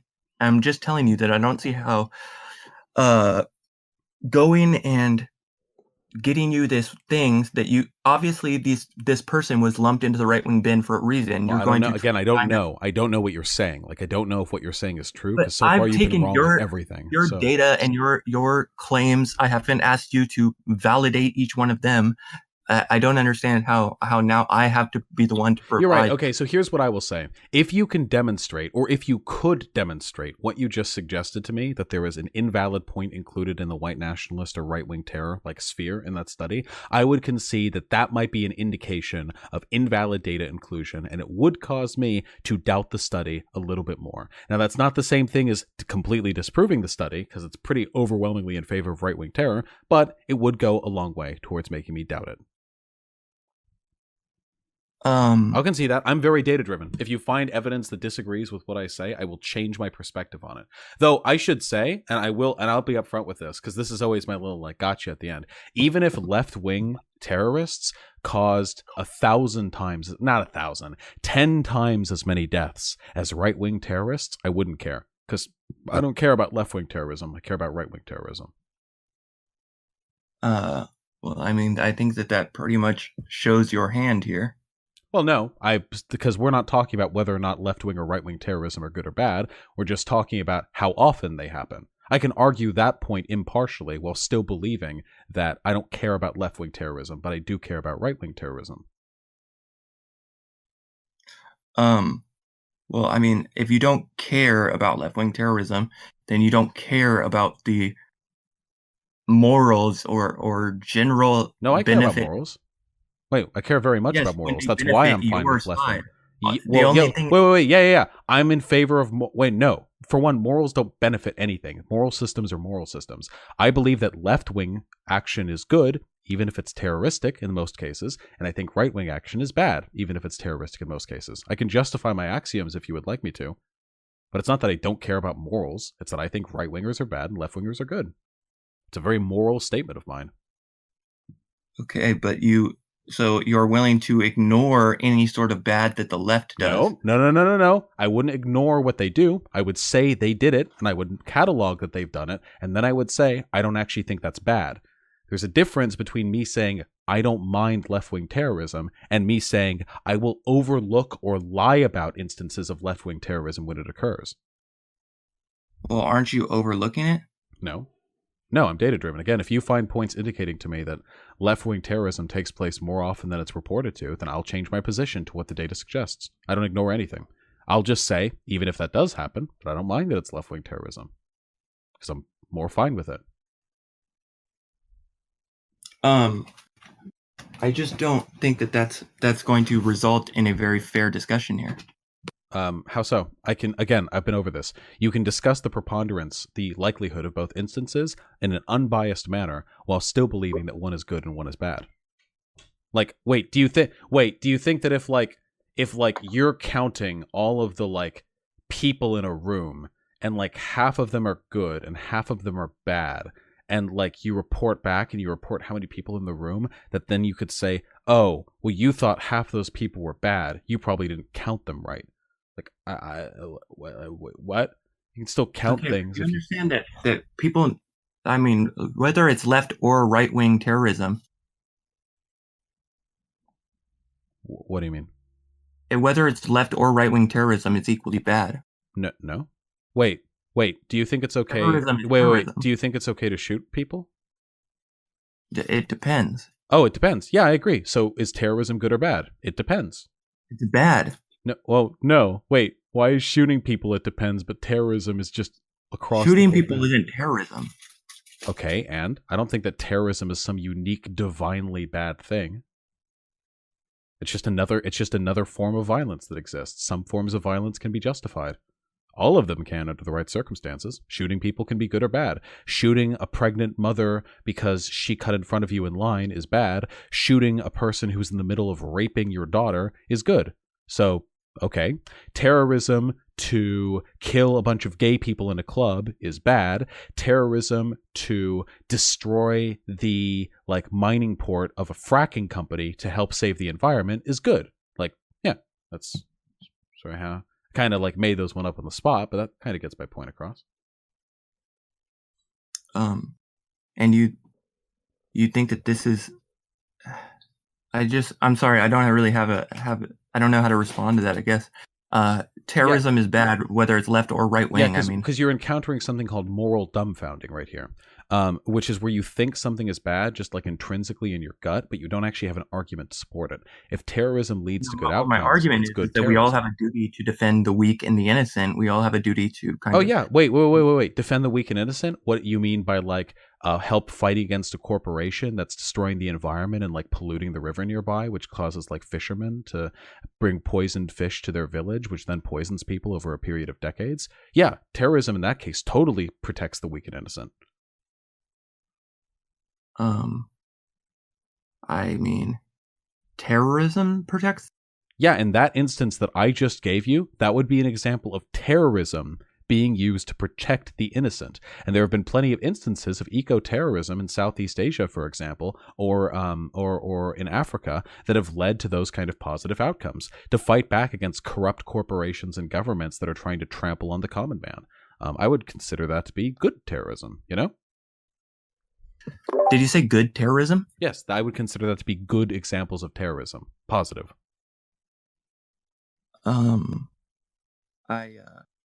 I think that violence can have justifications. I don't think that terrorism is necessarily a good way to express your political message. What if it did what I just said it did? What if it just has positive outcomes? The end justifies the means? Yeah, I'm a consequentialist. Yeah, the ends do justify the means. Yeah. I don't think that I guess we're having a argument that it can't be proven one way or the other. I mean, I suppose. But I mean, listen, I appreciate you coming on and debating me, but I picked all the subjects. If you want to pick one, I can debate you on it, or I can I can let you go. I think that you've done me more than enough, given me more than a fair shot. Let's do one more. Yeah. We can do one more. It's 12:37. Yeah, of course. I've got some juice in the tank. All right. Okay. We did immigration, sex work, pornography, trans rights, terrorism. Okay. I'm spitting balls here. Okay. Curiosity. How do you feel about? I'm just testing. Okay. Race realism or the Jewish question? I'm just curious. I actually recently changed my mind on race realism. I guess I hadn't really given it much thought. I originally was like, yeah, of course race realism is a thing, and I thought that people who didn't think that it was a thing were just kind of silly. But I think that in the end, it doesn't have to do with biology. People aren't born with a lower IQ or anything like that. It's just the cultures that they grow up in and the people that they're around, the experiences that they have when they're young. And I don't think that it's intrinsically related to biology. I could not conceivably agree with you more. I did not know we would be able to find ground on that subject. Fuck me, that was my shot. I mean, you knocked it out of the park. Do you want to hit me up? Well, I just think one real quick on that, because I did previously believe that it was biologically related, and I feel like I just didn't really think about it. So I think that there are people that could be reached that do think that in a way that is maybe less polarizing, because the way that people treated me when I would say stuff like that was very negative, you know? I can And understand. I mean, you can understand why, right? That kind of stuff I, tends to get associated with clanners and Nazis. It's sure. understandable people be. And looking back on it, or looking now at after understanding what people were trying to say, looking at the people who still say that it's biological, they almost seem kind of stupid, you know? Like, of course, if you sit down and actually think about it, of course, it's not biological. It's going to be just how they're raised. And I think I was conflating those two things, maybe. Yeah, that's But how I feel about gender. yeah, I mean, I'm not sold on that one yet. Maybe time will convince me, but you know, or maybe I'll see the benefits of it over time or something like that. I'm just not convinced right now, but I did hear what you had to say, and but the thing is that with race realism, I do think that there are people who are just silly on the matter, or people who are just can't be convinced otherwise. However, I do think that there's a real way to get through to some people by just explaining the um the differences between culture and biology, you know. But anyway, I that's could all I'm not saying. conceivably agree more. Yeah, it is absolutely something worth looking into. And the Um, Jewish question, I think that even though I had a funny moment with my girlfriend earlier where we were talking about the Jewish question, and you know, obviously it's a very demonizing, very stupid thing, but it's, you know, obviously the Jewish question is what is the Jewish question? That's just like, is there a global cabal of Jews? yeah, to that effect, essentially, and they need to be dealt with to protect the Aryan race. Yeah, I mean, I think that that's probably patently absurd, and anybody who believes that probably is not a good person at heart, you know. So I think that if you have people who are truly advocating for the Jewish question, so to speak, they're probably not good individuals. You know, they probably have some darker motivations and beliefs than just that. You know. I agree completely. I never thought that at the end of days we would find ourselves political allies. It's like at the end of Lord of the Rings when Gimli and Legolas stand down the armies of Sauron. There's one more thing that I want to hit you up on, because I could tell I know we disagree on this one. Go ahead. Do you think that you can justify political violence against your political opponents? Is that something that you think is like a justifiable action? Um, the I'm actually writing my first article on the site you were trying to get into earlier, but I have it locked down right now until I'm finished with it. But it's in in the first article that I'm writing about Oregon, which is a political monoculture in a way, and I think that you do start to see the first sparks of revolution here, and I think that there might be a justification for political violence In given the favor or against? Because I know you're talking about the right wing militias. right, and I think that you do have a situation where you're getting to the point of being either stand and fight or you just get rolled over. What, I mean, as the right wing militias or against them? right, as the right wing militias, I think that Oh, they have an opportunity to either stand and defend what they think is America, or they have to be kind of rolled over. I mean, wait, I don't know how, I don't know what other choice there is. wait. Now, there, I thought you were against terrorism. I am against terrorism. What you just described is terrorism, a right wing militia group engaging in political violence for a political purpose. Well, I'm not talking about just terrorizing Well, people, but obviously. they've engaged in terrorism in the past, and that's what they would need to do to secure the autonomy that they want.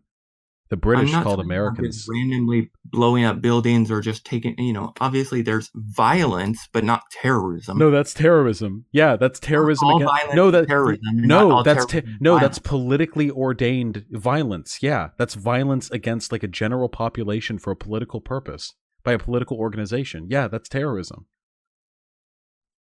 Wait, how would you feel? How would you feel if in California there were a group of like radical anarchist separatists who like stockpiled arms and they're getting ready, like, and what they want is true freedom, okay? No borders, no states, no country, no government, just people and free organization, free association. So they arm themselves together and they start getting in like squabbles with local police, and they have a compound and they plan on like taking to the state legislature to like gun them down to secure their rights.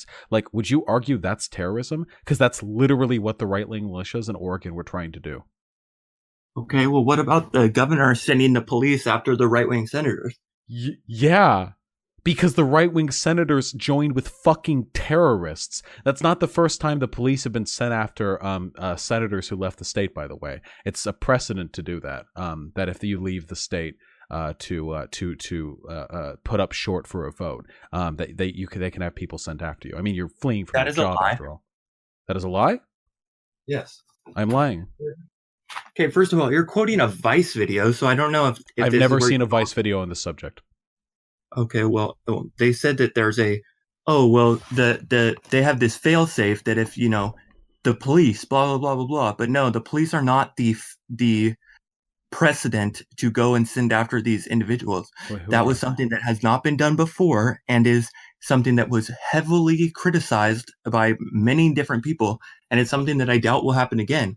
However, if it does continue to go down this path, I think that you do have a justification for violence. I mean, yes, sending the police to round up individuals who are doing what they think is right is not... Yes, you can do that to terrorists, yeah. When police bust into a military Islamic compound and round them up, they're rounding up people who think they're doing what's right. What does that mean? Yeah, the existence of police rounding up people who think they're doing what's right isn't a political argument. Again, you would make the opposite argument in the opposite case. What if there was a group of like really radical left state senators who fled to join up with the aforementioned anarchist group, which then said they were going to storm the state capitol to seize control? This would be a terrorist group. And individuals did not go and meet up with these right-wing militias. Yes, they did. No, you're lying right now. You're posting cringe. Yes, they did. Yes. The right-wing politicians, yes, they did. This is a fact. They went out of state and they went and sheltered up with people who were sympathetic to them, which happened to be a group of right-wing militants, terrorists. No, it didn't. No, they didn't. I don't know what you're talking. That is what they did. These individuals went to a cabin in the woods. They went link the details of the thing. I'm not having you lie to me, my dude. Cabins in the woods can have terrorists in them. I don't know where you're getting your data, but I think that you're the one with claim here. I would ask you to present your little they linked up with terrorists thing, because I haven't heard that, and I live nearby the cabin in the woods. Chat. I just don't know where you're getting this data from. I mean, maybe it's from all the fake news I read. Well, I'm just saying that like it just seems like a ridiculous claim to make. I don't see why wait. You're not making arguments right now. You're just saying like, oh, that's ridiculous. Oh, that couldn't have happened. Like, these aren't arguments. Hold on. Ill Omen, Capital was crowded with crows, Dark Future, Kate Brown issue dealing with Dexter lawmakers. Okay, Republican member of the Oregon State Senator took a powder denying Brown Democrats a quorum and effectively killing the bill. What makes Oregon different is what the fugitive Republican senators did. The Republican senators, with the full support of the Oregon Republican Party, made common cause with armed domestic terror groups. Calling them a militia is a misnomer, regardless of what they may think of themselves. When a Republican state senator named Brian Bukis told that Brown was sending the Oregon State Police after them, he told a local television station, "Send bachelors and come heavily armed. I'm not going to be a political prisoner in the state of Oregon. It's just that simple." Yep. So let's see if we can find the name of this group. Let's see. A member of the Oregon 3 Percenters, a militia group whose members have vowed to combat what they perceive as constitutional infringement, said they would act as the senators' de facto bodyguards against the state police. We have vowed to provide security, transportation, and refuge for those senators in need. The state's 3 Percenters was similarly willing to defend the Republicans as well, posting threatening memes on its Facebook page. This is what the start of a civil war looks like, the group wrote in one post. Elected officials seeking asylum in friendly jurisdiction. Thank you, that's what I'm saying. Yeah, and then they made a threat against the state capitol. They didn't make a threat, okay? The state police wanted to close it down. It wasn't a threat. Yeah, because they wanted to close it down because of the threat. They thought that there was a threat. There was not a threat made. Okay, I'm sorry. So if you knew about a Muslim extremist group that shacked up with far left Democratic state senators. Hold on. These people meet the definition of a domestic terror group threatening to engage in violence against the state for political ends. They meet the definition factually. So if there was a far militant Muslim terror group in America that Democratic state senators ran off to, and then the Muslims on Facebook started posting memes about how they're going to fight for their rights and shoot people who come for them, and they're going to play bodyguard to the Democratic senators, and they're going to take back what's theirs and fight against the state, these people would be dealt with by terrorists, and that place would be fucking drone striked. Okay? Easily. Everything that they did would meet the definition of terrorism to you if they weren't white and right wing. But because they are and are, listen to what the Republicans said. Send bachelors and come heavily armed. Yeah. You realize what that means, right? Send people so we can kill them. Send bachelors so we don't leave widows, and come heavily armed because we will be. Are you kidding? If a Democratic state senator ran off to a left-wing militia group and said that, are you fucking kidding me? Yes, this would be a cohabilitation of Democratic senators and far-left militia groups. Easily. First of all, the Democrats have done that in the past. And wait, do you have proof of that? Do you have proof of Democratic state senators fleeing a bill and then shacking up with militant groups? Listen. No. You just made a claim. No. I'm not letting you back out of that. You just made a claim. Was that the claim? First of all, I don't agree with the shacking up with militant groups. I don't. Well, they meet the definition by fact. I'm telling you that's not what happened. And I don't think that you've proved that's what happened. So. Well, no, it is. No. The definition of domestic terror group is met by it is met by group of heavily armed people who threaten violence against the state for political ends. Yes, absolutely. That is the definition. They weren't together. They weren't together. What? I didn't say they all had to be in the same room. You said shacked up. Yeah, shacked up politically, like they have a unified agenda. They don't need to be in a compound together. Okay, well, they weren't associated with each other. They were two separate entities. What? They were called... No. I'm saying that the Oregon 3%ers were a domestic terror group. That was one entity. They already had a name. And the Republican senators shacked up with them. I'm not saying the Republican senators were terrorists. Okay, and they weren't with the terrorists. No, they were. They did. They shacked up with them. They might have had the same, idea towards the action. They might have felt the same way. They weren't together. No, they were. The 3%ers offered to be bodyguards. The Republican senators cooperated, and the Republican senators literally said, "Send bachelors and come heavily armed." This is literally a threat to violence. The 3%ers did not provide bodyguard services or transport any of the senators. It doesn't matter. They cohabitated. I don't see how that's true, but no, it is. They had shared political goal. They cooperated with one another. Again, I'm sorry. Maybe we have different versions of like the definition of terrorism or whatever. Maybe this is just like intrinsic. Maybe it's a fucking biology thing. Okay, but when I think of a state official, an elected official, running off to make like political mends with a group that is legally defined as a domestic terror organization, and then saying to the state of Oregon to send bachelors and come heavily armed, indicating that you must send men who are heavily armed because they must be bachelors because when we kill them, we don't want to leave widows. Yes, I would consider this to be the Republican state senators shacking up with domestic terrorists and engaging in collective acts of violence against the state. 100%. That is a very easy case for me to make. Okay.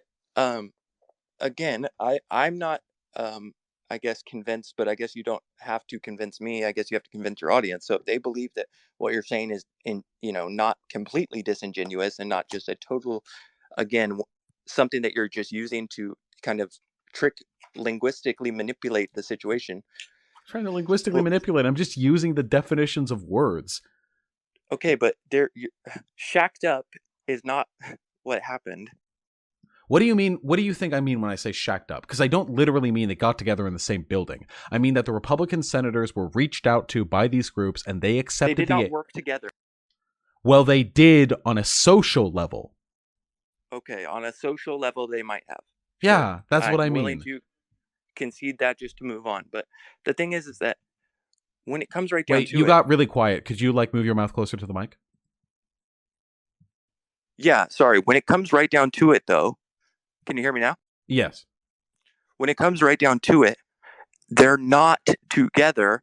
They're just separate threats. They're not associating the senators with the terrorists. Wait, no, they did associate by No, they did associate by definition. The but word you're just doing this to smear them as being terrorists. No, not smearing anyone. The 3%ers and Oath Keepers are both defined as domestic terror groups. They fit that definition. That's how they're registered on like a government department level. And the Republican senators associated with them accepted their aid and socially organized with them. All of these things are definitional. I'm not making any political claims here. I'm stating facts. You can argue that the FBI or that their description as a domestic terror group is inaccurate, but I would take contention with that. They're pretty clearly far right white nationalist paramilitary groups or paramilitary militias or whatever. So they're that. And they were clearly associating with the Republican senators who made threatening claims back to the state saying they need to send bachelors who are heavily armed. So I think, I'm not making political statements. I'm just using descriptions that already exist out there in the world. You know this. You would say the exact opposite right now if the case was reversed. If the far left Democratic senators win and they were reached out to by the Muslim Brotherhood of America, and the Muslim Brotherhood talk with them. Okay, but these and people are not the Muslim Brotherhood. Yeah, you're right. These They're white. American. Yes, I agree. Wait. You can be Muslim and American for one, and for two, whether or not you're American doesn't change whether or not you're a terrorist. What? These people are not predicated on violence or hate. No, they are. Nope, they pointed guns at police. They've threatened violence against the state. You literally said when you introduced them that you thought violence for them might be. Wait, you literally said for them violence might be justified because it's reached that point. Yeah, they're exactly. It's justified. Yeah, this is exactly, yes, inshallah, brother, muhath milah. Yes, I agree completely, 100%. So too, the infidels of America have infiltrated the higher ranks of government and supplanted disbelief in the eyes of their citizens, blinding them to the glorious light of Allah. Inshallah, brother, I completely agree. Terrorism isn't terrorism as long as you agree with the people doing it.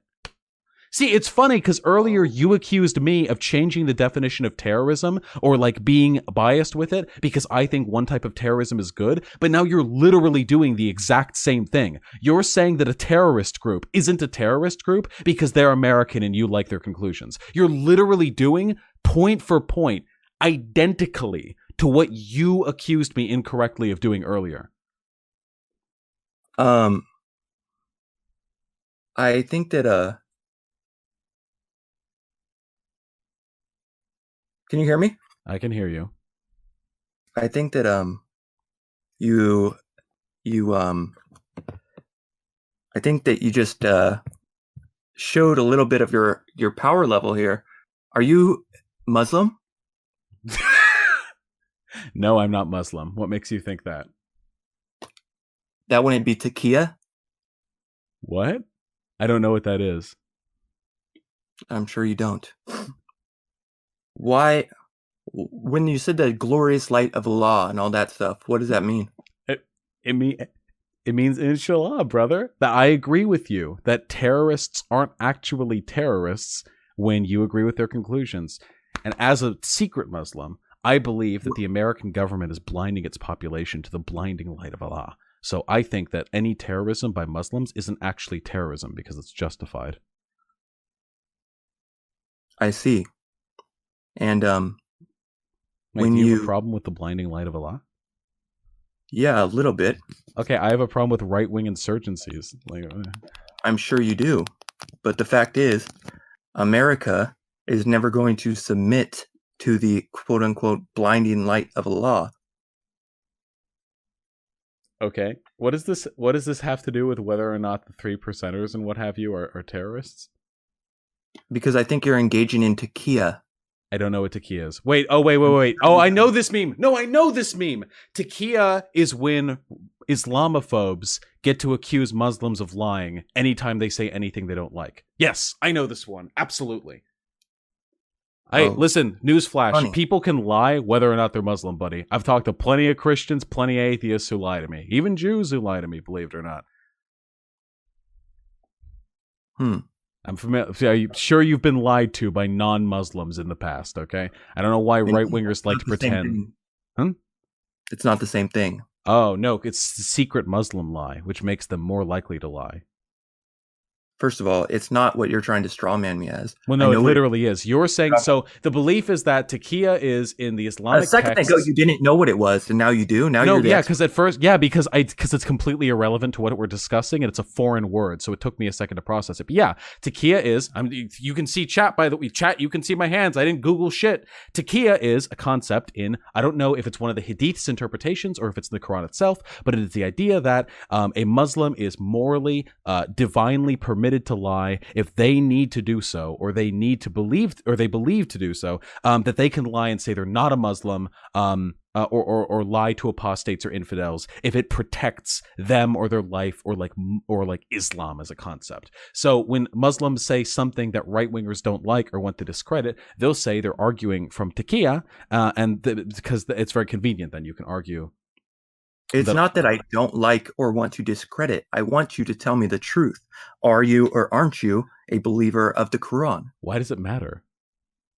It matters because it tells me why you might have a motivation to say some of the things that you've said. Okay. Are you a far-right terrorist? Answer the question.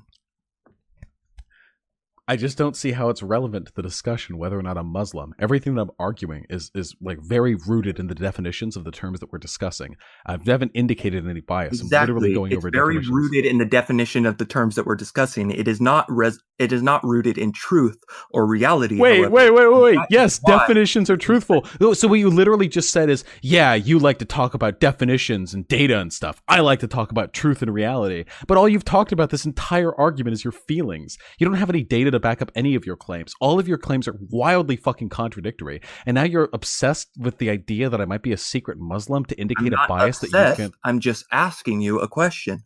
I think it's funnier if we keep the ambiguity alive. Because I want you to indicate to me, so say I'm a Muslim. What have I said to you that's untruthful? Because you literally, prior to this, said that you don't believe the Oregon, the 3%, what have you. You don't believe that they're domestic terrorist groups because they're American and because you agree with them. It's justified. So you literally said they're not domestic terrorist groups. The Oath Keepers are not a domestic terrorist group. So wait, why? Because they're why? Because they're justified? That's a lie. I mean, they haven't been designated terrorist groups. That's a lie. Well, they're, I don't know, pointing guns at cops, open white supremacy, talking about insurgents. You're saying they're a terrorist group, but they have not been labeled that, and that is untrue. It's a lie. You said it, I let it go, but it is untrue. Okay. You realize the definition. Wait, what do you mean? Yeah, they meet the definition. They have not been designated as terrorist groups. By whomst? By the FBI. The KKK hasn't been designated as a terrorist group. Just because the FBI hasn't gotten around to it doesn't mean they don't meet the definition. They don't meet the definition. Why not? Pointing guns at cops, threatening to take over the state, arguing for violent means of seating the political legislator, threatening violence against civilian populations, political radicals, stockpiling of ammunition. Yeah, if a Muslim group, if my brothers had engaged in this at any point, if they were doing this, you would call them domestic terrorists. And I pointed this out to you, and you responded by saying, oh, but these guys are American. Oh, but they're justified, which indicates to me that you think that it's okay to do all of those things, that it doesn't make you a terrorist as long as you agree. It depends on the motivation. Okay, so the motivation is seizing the state legislator to build the kind of government you want to build. That's their stated goal. And you agreed with it because you said they might be reaching a point where their violence is justified. So you agree with their stated goal to build a society they want to build and to use political violence to get there. You agreed with that. How is that different from a Muslim extremist? How is that different from ISIS? Because Muslims extremists want to further their Quran, want to go and do what Allah, institute. Wait, no, what is this? This is irrelevant. Yeah, they want to build their society. Other terrorists want to build their society. They use political violence as a mean. Right. And America is never going to be part of the global, caliphate. This is irrelevant. What does that have to do with the definition of terrorism or the goals of terrorists? You're literally posting non sequiturs right now. No, you're saying that I would have a problem with it if it was Muslim terrorists. I'm saying you're saying it's not terrorism because they're not Muslims. And you're saying the Muslims... That's not what I'm saying. Okay, so wait, explain to me. If a Muslim group did everything I described, which is identical to what the 3%ers did and do, why are they a terrorist group, but not the 3%ers? I was just telling you why, and it's because the motivations, the intent of those people is to put them to institute a global caliphate. No. This is irrelevant. This has nothing to do with whether or not it's terrorism. It doesn't, do you think the definition of terrorism is when they want to build a global caliphate? No, it's about building a political environment using political violence. Both of them are doing that to equal extents. The 3%ers want to build their society. The Islamicists want to do their own society. Whether or not it's religiously motivated or whether or not... 3%ers have built their society already. Nope. Then why do they threaten violence against the state legislator? Because the state legislator is trying to change the society that they've built. Yeah, exactly. So they're trying to change the society by ignoring the democratic process by which society is changed. No. Yes, they threaten violence against the state legislator because they don't like how the political process is. The state legislator threatened violence against the senators. Yeah. No, you're lying again. Ooh, you're lying to me. No violence was threatened against the senators. Police were brought to bring them back. Do you really think they sent the police after the state senators to fucking shoot them? What do you think the threat is made? What do you think is implied in that? You realize you're arguing against your own point right now. So sending the police after defunct state senators who have allied themselves with white nationalist domestic terror groups is within the purview of the state to do. By fighting against that, the 3%ers are by definition fighting against the political system they live within using threats of or engaging in political violence. This fits the definition of a terrorist group. This is identical to what you would describe as a terrorist group if it was being done by Muslims. If these were Muslims, you would say it's a terrorist group. That isn't... You keep trying... You're doing that. I'm not trying to do anything. I'm holding you to very simple definitions, and you're skipping away from them because white people who agree with you, they can't be terrorists. They're in the right. But brown people who don't agree with you, like me and Shalab, brother, they can't be right. They're terrorists because they want to build a caliphate. But caliphate has nothing to do with the definition of terrorism, my friend. There are religious terrorists. There are non-religious terrorists. Doesn't make a difference. It just matters whether or not you are trying to build a society and using political violence as a means to get there. Okay, but we're not trying to build a society using political means to get there in Oregon when we say that we're not going to let the police come and force these senators back to work. They went back willingly, and that's fine. But we're not going to attack. Yes. So politically threatening violence against police officers coming to do their legal duty. Violence. They literally pointed guns at police officers, and the Republican state senators send fucking bachelors and heavily armed. Yeah, that's a threat of violence. You can pretend it's not in your conservative fairyland if you want to, but that's obviously a threat of violence. So they met the definition for me, and they do want to build a different society, and you acknowledge that because at the beginning of this discussion you said, and I think they may be reaching a point where they need to do this, where it's justified. You agree that they're trying to do something that involves changing society and using violence to do so. That is terrorism, and it is the same as what a Muslim Brotherhood extremist, inshallah, jihadist group would be doing.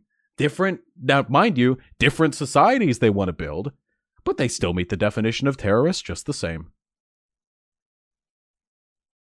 No, they don't. Well, they do. Well, they do. Okay. Wait. I don't know who you're trying to yes kid or no? here. I mean, do you think that the definition of terrorist has the word caliphate anywhere in it, or Muslim? No, the definition of terrorism is the unlawful use of violence and intimidation, especially against civilians in the pursuit of political aims. Mm-hmm. That's not what's happening. Oh well, it literally is. You literally just described what happened. It's in the pursuit of defending their political aims. You can't. I've got to listen. I've had a fun time talking with you. If you're unironically about to argue at forming a militia group and threatening to gun down police when they come for people you're bodyguarding isn't a political aim when you've stated political goals. You don't understand Oregon at all, okay? These people do not have any sort of democratic process. There's a super majority in Oregon. This has literally nothing to do with anything related. This is a complete non sequitur. This is a complete non sequitur that you're going on right now. But listen, the Oregon political system is broken. This is complete nonsense. No, that doesn't mean it's not terrorism. It doesn't matter. Even if the Oregon political system is broken and you don't like how it functions, that doesn't make it not terrorism. There is no definition that you have that excludes these people from the definition of a terrorist group. I don't know why you're fighting this. Just bite the bullet. Yes, I think some terrorism is okay. Just say it. I'm okay with militia groups stockpiling ammunition, threatening law officers, threatening to storm the state legislature and change society, using violence and threats of violence to achieve a political end. I'm okay with these things as long as the people doing it agree with me. Just say it. It's totally fine. I say it. I agree with that. That's my position. Just come over to my position. You believe that terrorism is acceptable when it's in the pursuit of a white nationalist far-right state, and I think that terrorism is acceptable when it's fighting against state or corporate oppression. That's okay. No, the difference between us is you think that violence is good as long as it furthers your political aims. No, I think violence. I think that violence is bad and should be used only when there is no other path available. Yeah, exactly. Okay, yeah. So what if left-leaning people feel they have no? Okay, God, Jesus Christ, this is stupid. So for one, that's a meaningless difference. The difference between engaging in terrorism when you think it's good and engaging in terrorism when you have no other resort is asinine and completely arbitrary. For two, there have been plenty of left-leaning groups that have engaged in terrorism believing it a last resort. For three, the Muslim Brotherhood could say the exact same thing. They could say, brothers, inshallah, Allah, glory to Allah who shines his light down upon us. Now, America is closing in fast on the Muslims here. We need to engage in violence right now. It is the only way we have a chance of surviving here. We need to engage in violence right fucking now. A lot of terrorist groups, the reason why terrorist groups are willing to engage in violence and threaten their own lives is usually because there's a sense of urgency behind what they feel they're doing. So yeah, like what you just described is a meaningless difference. We're both in favor of terrorism under certain circumstances. We're both consequentialist in this respect. I wonder if you understand the concept that you're using here with Islam, if you understand that that's what right-wingers use with the fascism, because you believe that you realize I'm not I'm not actually Muslim. I'm very anti-religious. I'm not in favor of Muslim extremism. And people on the right aren't actually Nazis. So wait, do you actually think that I'm a Muslim? No, and people on the right aren't actually fascistic or Nazis. Wait, hold on. Nobody here was talking about Nazis or fascism. I was talking about the definition of a terror group. No, I'm saying that the thing that you're using... No, but this is irrelevant. What you just said right now is completely irrelevant to the discussion we're having, so I'm really curious why you brought it up. I'm telling you that the joke that you're using here with Islam, the Muslim ruse that you're going for here, it's the same ruse that people use on the right with Nazis. I have no idea what you're talking about. This has nothing to do with the discussion. My point here is that terrorism is something that you and I both get behind as long as we feel the circumstances justify it. Yeah. No. Yes. That's not what I said. No, it is. You said terrorism is fine as long as I pretend it's not terrorism and as long as they feel they have no other means. Violence is a tool. It should be used sparingly and only to teach and to show the level of force you are willing to go to. Yeah, I agree. Yeah, inshallah. Absolutely. And then it should be put away. Yeah, I believe it. Yeah, we should blow the infidels to smithereen. It's the only way for us to teach them that the glory of Allah is the only way to proceed forward with life, and also that we have a tremendous amount of strength and we're willing to bomb civilians to get our job done. Yeah, I agree. Inshallah. Spoken by somebody who's never had to do it. What does that have to do with the discussion? Wait, have you bombed civilian sites? Do you want to confess to something?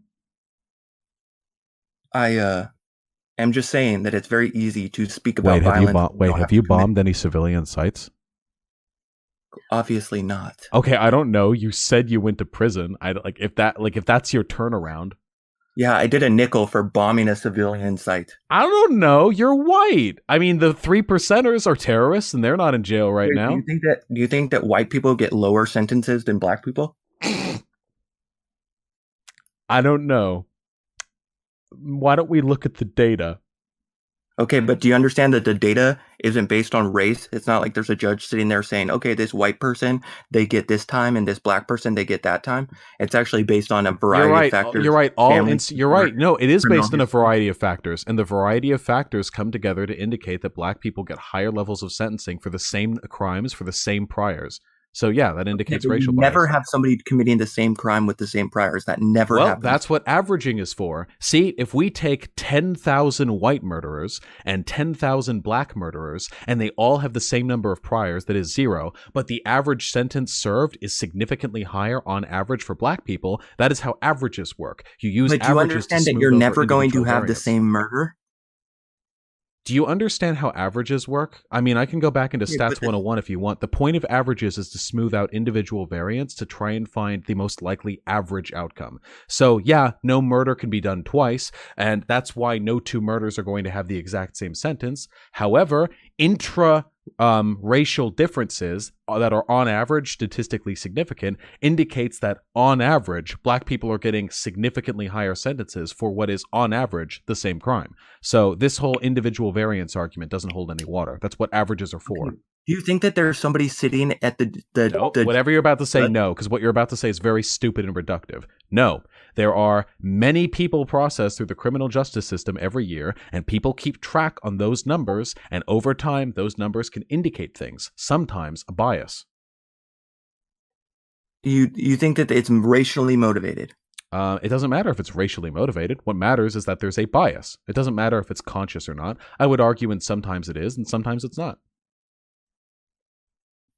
And what is okay? First of all, there's real problems with the justice system. The justice system is broken, and it's totally fucked. And we could change it, but we'll never get a chance to because we spend all day arguing about arbitrary, unreal things like this.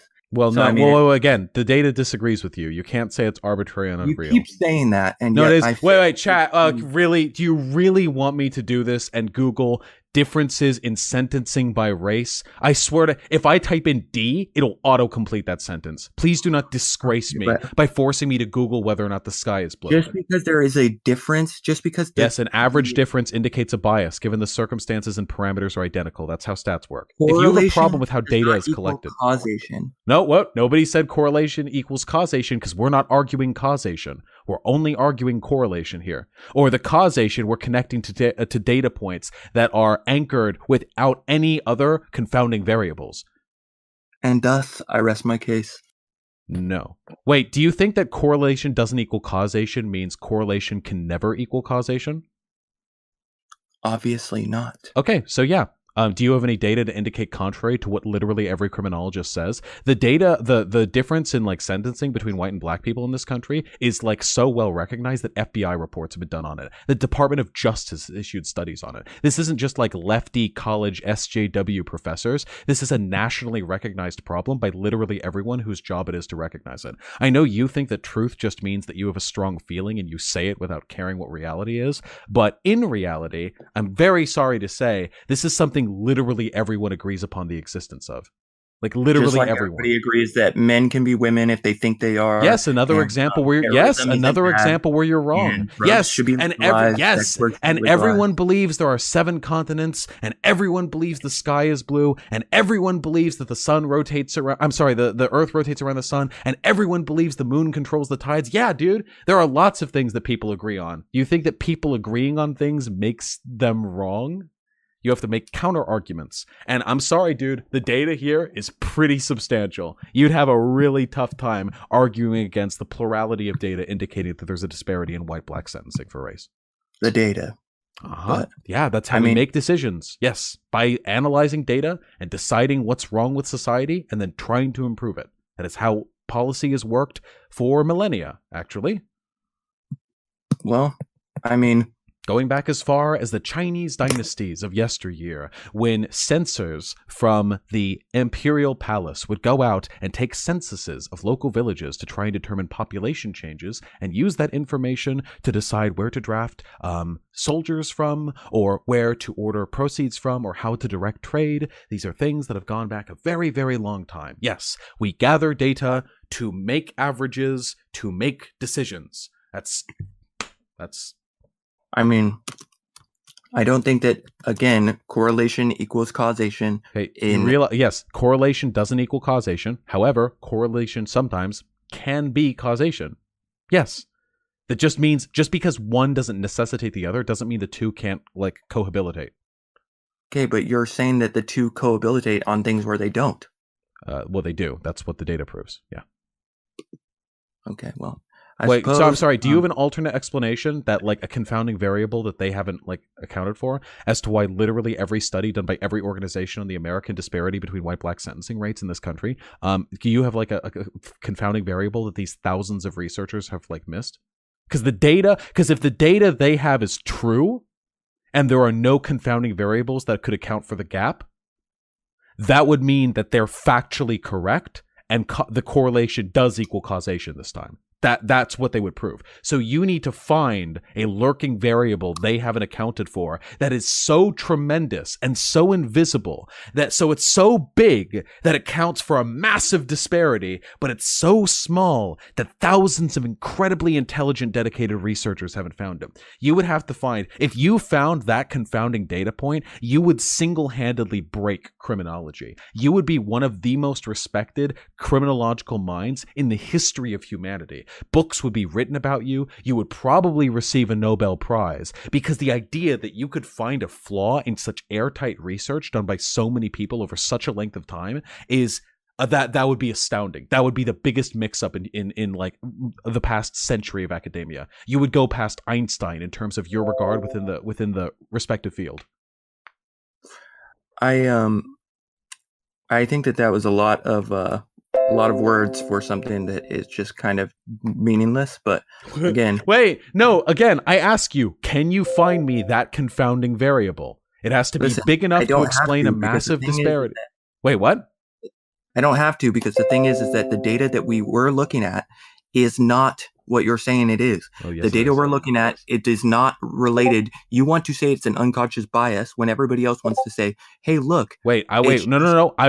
Motivation and motive, these are not things I was discussing. It doesn't matter to me whether it's conscious or unconscious. I was just talking about the outcome, and that outcome is a fact, whether or not people are doing it intentionally or unintentionally. The data says exactly what I say it says. The data does not relate to intentional or unintentional bias. Usually criminologists don't focus on that. They only focus on outcomes. I mean, you need to find a confounding variable that is big enough to explain a disparity so huge and so massively well recognized, but small enough that all of these people missed it. That would be what you would have to do. Again, all I'm saying is that's not how the reality of the situation is. Well, it is. It is. Yes. When thousands of researchers come together at different points in time with different institutions, with different methodologies, and all of them find the exact same result. I get it. So what you're saying, what I don't get is you claim to care about truth, but then we find like the most obvious facts that are supported by literally all evidence, and you're like, well, that doesn't feel right, so it's not true. How can you claim to care about truth? That's not what I'm saying. So do you have a counter argument? Do you have a piece of evidence that disproves the plurality of data? I'm not trying to insert new evidence to the trial here. Oh, then you have to accept the existing evidence, which indicates what I say it indicates. If you don't have a counter argument, then I don't know why you're talking. If you don't have a counter argument, accept mine. Okay, what you're saying that it indicates is not what it actually indicates. It's a kind of weird, forced racist narrative. No.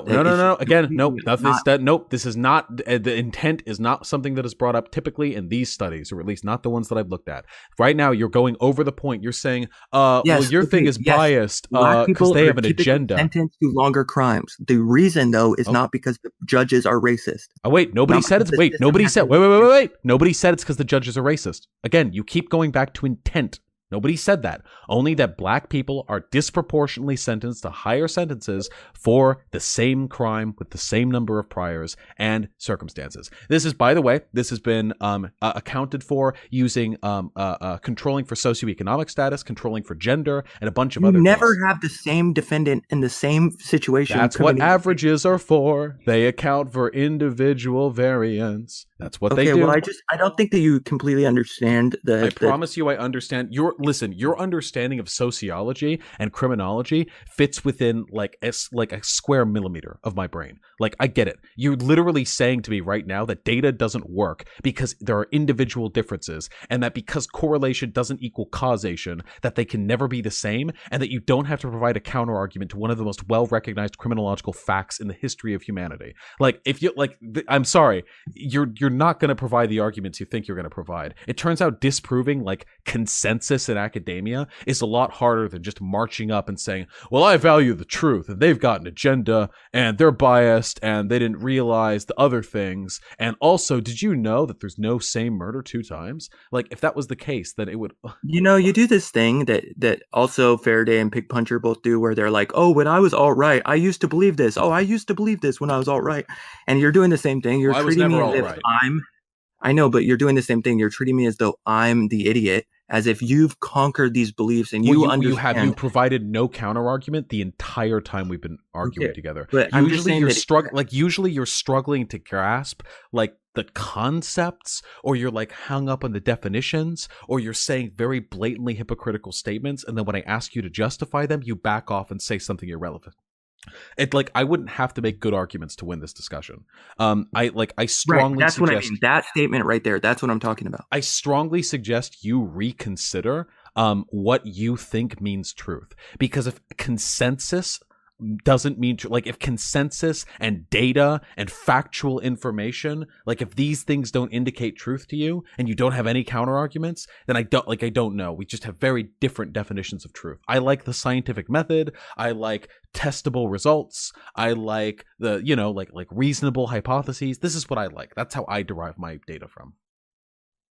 Right. Well, I mean, you might do well with not treating we went into this like this. You had this set idea that you were right and I was wrong, and it didn't matter. You didn't listen to a thing that I said. You just told me that I was wrong over and over and over again. And you realize this isn't an argument, right? I've explained why you're wrong.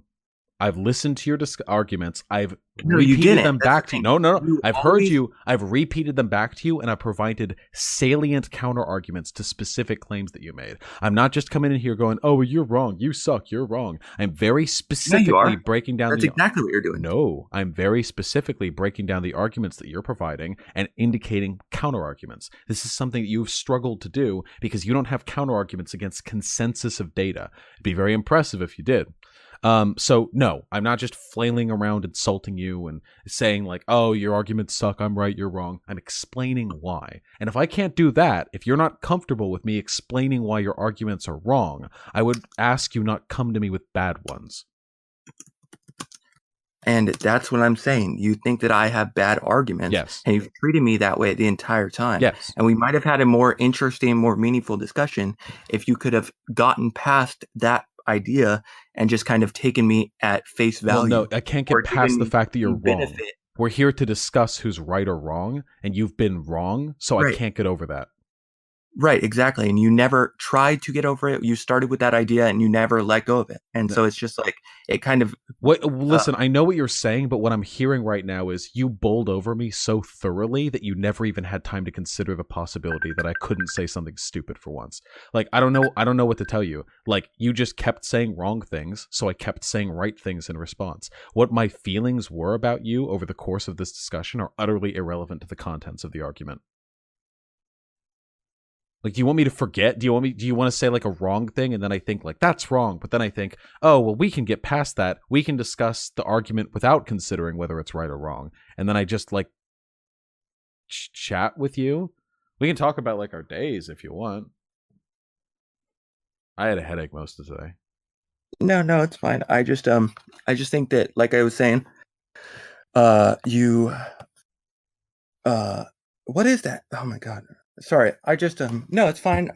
All I was just saying was if you had given me the benefit of the presumption of respect or something like that, we might have had a more interesting, more meaningful discussion. But of course, I understand how this stuff goes down. You have a very similar audience and debate style to other people in your Well, red again, pill community. you're right now. You're frustrated because people are I'm treating not you. frustrated. I'm fine. Well, yeah, okay. You're sure you're not frustrated then. Right now, you're impugning me for indicating to you that you're wrong. I don't know. No, I'm perfectly okay with the concept of me being wrong. I'm saying that if you had given me the benefit of, respect, if you had tried to look and see what I'm saying instead of just believing what I'm saying to be wrong, But I don't we might believe. have I had know more what you're empathy, saying is more wrong, and I've meaningful indicated it by making arguments. I don't just believe. right. You're And acting I'm as though saying my if you had bias informed my listened decision. instead of if you had listened to what I was saying, instead of just thinking what I'm You're just saying is asking me to wrong. be nice to you. Like my No, problem is, I'm saying that instead of listening for a chance to respond, you listened to what I was actually saying, like I yes, did I for you. listen to your You might claims, have and had when a you more. say No, something you didn't. You incorrect, I listened for a correct chance you. to respond. Yes, when you say something incorrect, I correct you. Yes, that's what it is. That's a debate. You You listen spent the to whole my time claims. correcting me. Yes, because you kept saying things that are wrong. I don't But even you, get time to discuss my views because you can't even get over like the definitions of the things that you would need to understand to in your process your own opinion, arguments. yes, in your opinion, you believe that I'm wrong. Okay, but if you just, like I said, listen to Right, what I'm saying. truth is totally subjective. I completely forgot. So your word, which is you just saying, well, I'm not convinced, is very much equal to a plurality of data from all the experts in the field. I agree. So in my opinion, a plurality of data from experts is better than saying, well, I'm not convinced. That is my opinion. That's true. We would have to get to some very epistemic philosophy to argue why my positions are better than yours if you really want to say that you just saying that you're right is better than expert opinion. But we can, I mean, if you want to go epistemology, I am not a philosopher, but I have. No, it's fine. No, it's fine. I mean, I think that we've given everybody a fine show. I could always come on another time. I mean, it's 1:30, so I mean, I gotta be, Yeah, putting my kiddos to bed and doing things. I'm pretty sleepy too. We'll talk again soon, and I'll definitely keep in touch. If the chat was amused, I can always come back sometime. I'm banned from Faraday and Pig Puncher stream. Pig Puncher is bitch made, but I'm just saying. Wait, Pig Puncher likes my stream. Don't be mean. No, I'm not being mean. I'm just saying he's bitch made. It's just fact. Like you were saying. It's fact. Wait, what does that mean? I mean, he's bitch made. He's got a pussy. Wait, I don't know, because you accused me of being Muslim earlier. Do you mean that he actually physically has a vagina, or like he's... Yeah, I mean, he's a woman. Yeah. Oh. Wait, not that there's anything wrong with that. There's nothing wrong with being a woman. I'm just saying. But anyway, yeah. And the answer is yes. I am open, Kate, if the answer is yes to that question, by the way. And I will let you guys go. Wait, listen, I just want to say for public record, if Pig Puncher has a vagina and I didn't know, that's totally valid. Pig Puncher, it's surprising for me to hear this, but you know what? That's totally cool.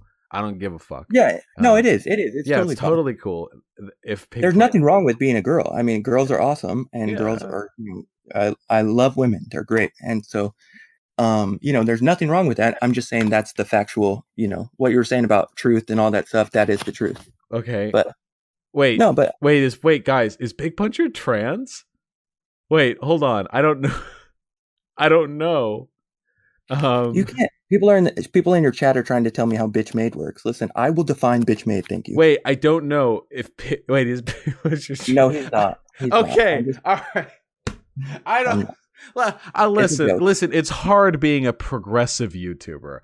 This seemed to me like an insult, but if Pig Puncher was trans, I welcome him into my heart no matter what. Okay, wait, listen. Okay, all right, bitch made, got it. All right, really quickly though, really fucking quick. Okay, can I listen? It's for the chat. Okay, they need to hear it. They're craving. I don't know. Wait, are you? I'm not going to say it. No. Wait, hold on. You don't know what I'm not going to say. Wait, you don't know what I'm going to say. Wait, you don't know what I'm saying. I don't like the weird, it's, first of all, it doesn't do anything. It's patronizing, and it's just weird for me. And wait, come on. I've gotten Nazis to say it before. Come on. I don't think that I don't think that it does anything. I don't think that I'm doing any favors. I'm not going to patronize people and kind of make it a joke. Patronize the fuck out of them. You gotta say it. Patronize the shit out of them. Say it in a sneery voice, too. Listen, if I thought that it was a good thing, if I thought that it wasn't just some joke or some like little meme or something, I would, if I thought I was going to do any bit of good. But I don't think that it is. I think that it's just kind of patronizing and just kind of rude, to be honest. All right. Listen, this is a trans right only voice channel, all right? Get the fuck out of here. Goodbye. All right, my man. I had a good time. Thank you for the opportunity. No problem. Bye. I appreciate it.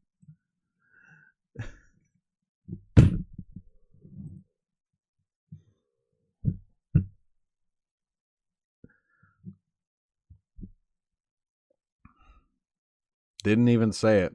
Guys, that's the first time. That's the very first time somebody hasn't said trans rights.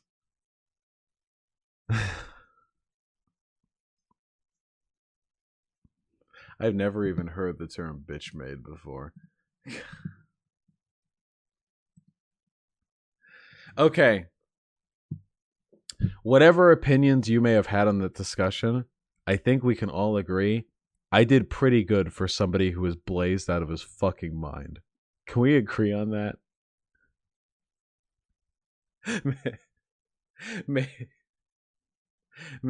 Maybe I've just done...